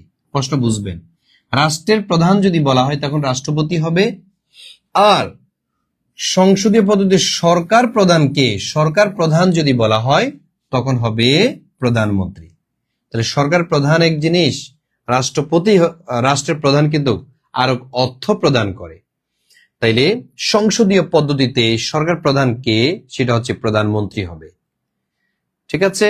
তারপরে সংসদের আইন প্রণয়ন ক্ষমতা কার হাতে থাকে? সংসদে কে আসলে আইন প্রণয়ন করতে পারে? সংসদ নাকি মন্ত্রিসভা নাকি আদালত নাকি রাষ্ট্রপতি? মনে রাখতে হবে, সংসদে আইন প্রণয়ন ক্ষমতা যার হাতে থাকে সেটা হচ্ছে সাধারণত সংসদের হাতেই থাকে। অর্থাৎ সংসদে যারা এমপি, মনে রাখবেন, যারা হচ্ছে এমপি বা মেম্বার অফ পার্লামেন্ট, তারাই মূলত এই আইন প্রণয়ন করে থাকেন, নতুন নতুন আইন প্রণয়ন করে। ঠিক আছে। সংসদে দুই ধরনের বিল হয়, একটা হচ্ছে সরকারি বিল আর একটা হচ্ছে বেসরকারি বিল। তাহলে বেসরকারি বিল কোনটা? যেটা হচ্ছে খসড়া প্রস্তাব, যে খসড়া প্রস্তাব যেটা, এটি হচ্ছে মূলত বেসরকারি বিল। আর খসড়া প্রস্তাবটা উপস্থাপন সংসদের যে কেউ করতে পারে, কিন্তু সরকারি বিল যেটা বাস্তবায়ন বিল, সেটা কিন্তু মন্ত্রীরা করে থাকেন। ঠিক আছে, এটা সবাই করতে পারে না। তাহলে তাহলে সংসদ কিন্তু একটা হচ্ছে আইনসভা হিসাবে পরিচিত, যেখানে আইন প্রণয়ন করা হয়। বিচার বিভাগের স্বাধীনতার মূল উদ্দেশ্যটা কি? এটা আমি প্রথমে বলেছি, বিচার বিভাগের স্বাধীনতার মূল উদ্দেশ্য ন্যায় বিচার নিশ্চিত করা, নাকি প্রশাসন নিয়ন্ত্রণ করা, নাকি আইন বাতিল করা, নাকি সংসদ পরিচালনা করা? মনে রাখতে হবে, বিচার বিভাগের স্বাধীনতার মূল যে উদ্দেশ্য সেটা হচ্ছে মূলত ন্যায় বিচার নিশ্চিত করা। এই প্রশ্নগুলো যদি পরীক্ষাতে আসে, আপনি জাস্ট একবার পরেই অ্যান্সার করতে পারবেন, যদি আপনি একবার মানে রিভিশন থাকে, একবার যদি রিভিশন থাকে। যেমন এই প্রশ্নটা কিন্তু আপনাকে দ্বিতীয়বার আর পড়তে হচ্ছে না, তাই না? তাহলে দ্বিতীয়বার এগুলা যেহেতু পড়তে হচ্ছে না, তার মানে আপনি একবার পরেই কিন্তু এটা মনে রাখতে পারেন এবং কি অ্যান্সার করতে পারেন। তারপরে আসেন, বাংলাদেশের আইনসভা কি নামে পরিচিত? জাতীয় সংসদ নাকি মন্ত্রিসভা হিসাবে, সুপ্রিম কোর্ট নাকি সচিবালয়? সচিবালয় এটা হবে না। ঠিক আছে, সচিবালয় এটা হচ্ছে না, আইনসভা। একটু আগে আমি বলি সুপ্রিম কোর্ট না, এই কোর্ট মোট না, সুপ্রিম কোর্ট হবে না এখানে। মন্ত্রিসভা নো, এটা মন্ত্রিসভাও না, এটা জাতীয় সংসদ। তার মানে জাতীয় সংসদের আরেক নামই হচ্ছে আইনসভা। তাহলে জাতীয় সংসদের আরেক নাম কি? আইনসভা। জাতীয় সংসদের আরেক নামই হচ্ছে আইনসভা। জাতীয় সংসদের আরেক নাম হচ্ছে আইনসভা, এটা মানবেন। এবার দেখেন, বিচার বিভাগের সর্বোচ্চ আদালত কোনটি? জেলা আদালত, হাইকোর্ট বিভাগ, সুপ্রিম কোর্ট নাকি ম্যাজিস্ট্রেট আদালত? তাহলে বুঝে যাচ্ছে সুপার যেটা, এটা হচ্ছে সঠিক অ্যান্সার হবে। তাহলে সুপার কোনটা? Supreme court. তাহলে বিচার বিভাগের সর্বোচ্চ যে আদালত, এটা হচ্ছে সুপ্রিম কোর্ট। সুপ্রিম কোর্টের ডিভিশন কয়টি? কমেন্টে জানান। সুপ্রিম কোর্ট কয়টি বিভাগে ভাগ করা হয়েছে? আমি বলেছি না আপনাদের প্রথমে, অ্যাপিলেট ডিভিশন, আরটা কি হাইকোর্ট ডিভিশন। তাহলে দুই ভাগে ভাগ করা হয়েছে, আপিল বিভাগ আর এটা হচ্ছে হাইকোর্ট বিভাগ। এটা হচ্ছে সুপ্রিম কোর্টের ডিভিশন। তারপরে বাংলাদেশের সংবিধানের রক্ষক কে? বাংলাদেশের সংবিধানের রক্ষক কে? সংসদ নাকি সুপ্রিম কোর্ট নাকি রাষ্ট্রপতি নাকি মন্ত্রিসভা? তাহলে বাংলাদেশের সংবিধানের রক্ষক যদি বলা হয়, রক্ষক, তাহলে অনেকে মানে হুট করে এই সংসদ দিয়ে ফেলবে, কিন্তু এটা হবে না, হবে না, হবে না। কারণ সংসদ সংবিধানকে রক্ষা করে না, সংবিধান তৈরি করে, তৈরি করে যার কাছে দেয় সে হচ্ছে মূলত এটাকে সংরক্ষণ করে। ঠিক আছে, তাহলে সংরক্ষণ করতে পারে কে? মন্ত্রিসভা, রাষ্ট্রপতি? না, সঠিক অ্যান্সার হবে সুপ্রিম কোর্ট। বাংলাদেশ সংবিধানের রক্ষক হচ্ছে সুপ্রিম কোর্ট। সুপ্রিম কোর্টের যিনি প্রধান বিচারপতি, তিনি মূলত তার তত্ত্বাবধানে এই সংবিধানকে রক্ষা করেন এবং সংবিধান অনুযায়ী বিভিন্ন আইন কানুন প্রয়োগ করে থাকেন। আর এই সংবিধানটা বানিয়ে দেয় বা আইন কানুন তৈরি করে দেয় এরা হচ্ছে এমপিরা, ঠিক আছে, সংসদ সদস্যরা বা আইন সভার সদস্যরা। ঠিক আছে, তাইলে এই প্রশ্নগুলো দেখেন আপনারা। তারপরে দেখেন আইন প্রয়োগকারী সংস্থা কোনটি? দেখে এটা আপনারা অ্যান্সার করবেন। আইন প্রয়োগকারী সংস্থা এখানে কোনটি? আইন প্রয়োগকারী সংস্থা পুলিশ নাকি সংসদ নাকি আদালত নাকি নির্বাচন কমিশন? আইন প্রয়োগকারী সংস্থা পুলিশ, সংসদ, আদালত নাকি নির্বাচন কমিশন? তাহলে আইন প্রয়োগ করে কারা? নির্বাচন কমিশন কি আইন প্রয়োগ করে? নো, নির্বাচন কমিশন শুধু নির্বাচন ব্যবস্থা করে, তিনি আদেশ দেন। তাহলে কি আদালত? না, আদালত তো আসলে বিচার আচার হয়, তাহলে এটাও হচ্ছে না। তাহলে কি সংসদ? সংসদে কি আসলে মানে আইন প্রয়োগ করা হয়? নো। তাহলে সঠিক অ্যান্সার যেটা, সেটা হচ্ছে পুলিশ। তাহলে আইন প্রয়োগকারী যে সংস্থা সেটা হচ্ছে পুলিশ। ঠিক আছে, এটা হচ্ছে আইন প্রয়োগকারী সংস্থা। তাহলে আমরা জানলাম আইন প্রয়োগকারী সংস্থা যেটি, এটা হচ্ছে পুলিশ। তারপর প্রশাসনিক কাজ পরিচালনা করে কোন বিভাগ? প্রশাসনিক কাজ পরিচালনা করে কোন বিভাগ? বিচার বিভাগ, নির্বাহী বিভাগ, আইন বিভাগ নাকি সংসদ বিভাগ? প্রশাসনিক কাজ পরিচালনা করে থাকে বিচার বিভাগ, না নির্বাহী নাকি আইন নাকি সংসদ বিভাগ? হ্যাঁ, কোনটা করে বলেন তো? প্রশাসনিক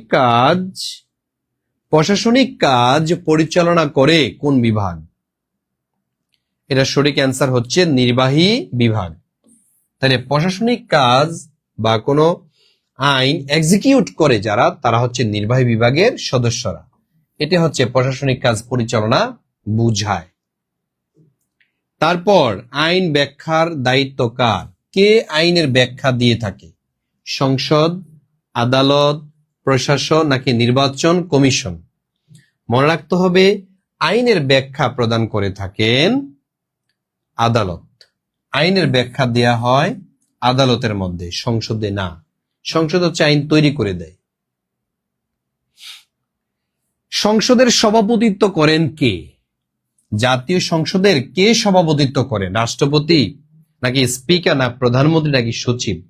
মনে রাখতে হবে সংসদের মধ্যে যিনি সভাপতিত্ব করবেন তিনি কিন্তু রাষ্ট্রপতি না, তিনি সংসদ আহ্বান করেন, সংসদ স্থগিত করেন, সংসদে প্রথম ভাষণ দেন। তার মানে প্রথমটা হচ্ছে না। তাহলে কি স্পিকার? জি হ্যাঁ, ওনাকে কেন্দ্র করেই কিন্তু মানে এমপিরা, মন্ত্রীরা হচ্ছে বক্তব্য প্রদান করেন। তার মানে হচ্ছে খ সঠিক অ্যান্সার। সংসদের সভাপতিত্ব করেন স্পিকার, আর স্পিকারের অবর্তমানে ডেপুটি স্পিকার এই দায়িত্বটা পালন করে থাকেন। তাহলে এগুলা কি পরীক্ষাতে আসলে পারবেন না? আপনারা পারবেন কিনা বলেন? পরীক্ষাতে আসলে পারবেন? পারতে হবে, আপনাদের পারতে হবে এগুলো। প্রধান বিচারপতিকে নিয়োগ দেন কে? খুবই মোস্ট ইম্পর্টেন্ট। সংবিধানের 95 সংবিধানের 95 1 অনুচ্ছেদ অনুযায়ী আর্টিকেল অনুযায়ী প্রধান বিচারপতি নিয়োগ প্রদান করেন প্রধানমন্ত্রী? না, প্রধানমন্ত্রী কিন্তু প্রধান বিচারপতি নিয়োগ দেন না। তাহলে প্রধান বিচারপতিকে নিয়োগ কে দেন? সেটা হচ্ছে রাষ্ট্রপতি। প্রধান বিচারপতি নিয়োগ পান রাষ্ট্রপতি কর্তৃক। রাষ্ট্রপতি দুইটা ক্ষেত্রে প্রধানমন্ত্রীর সাথে পরামর্শ ব্যতীতই নিয়োগ দিতে পারেন। 1 নাম্বার হচ্ছে প্রধান বিচারপতি, 2 নাম্বার হচ্ছে প্রধানমন্ত্রী। ঠিক আছে?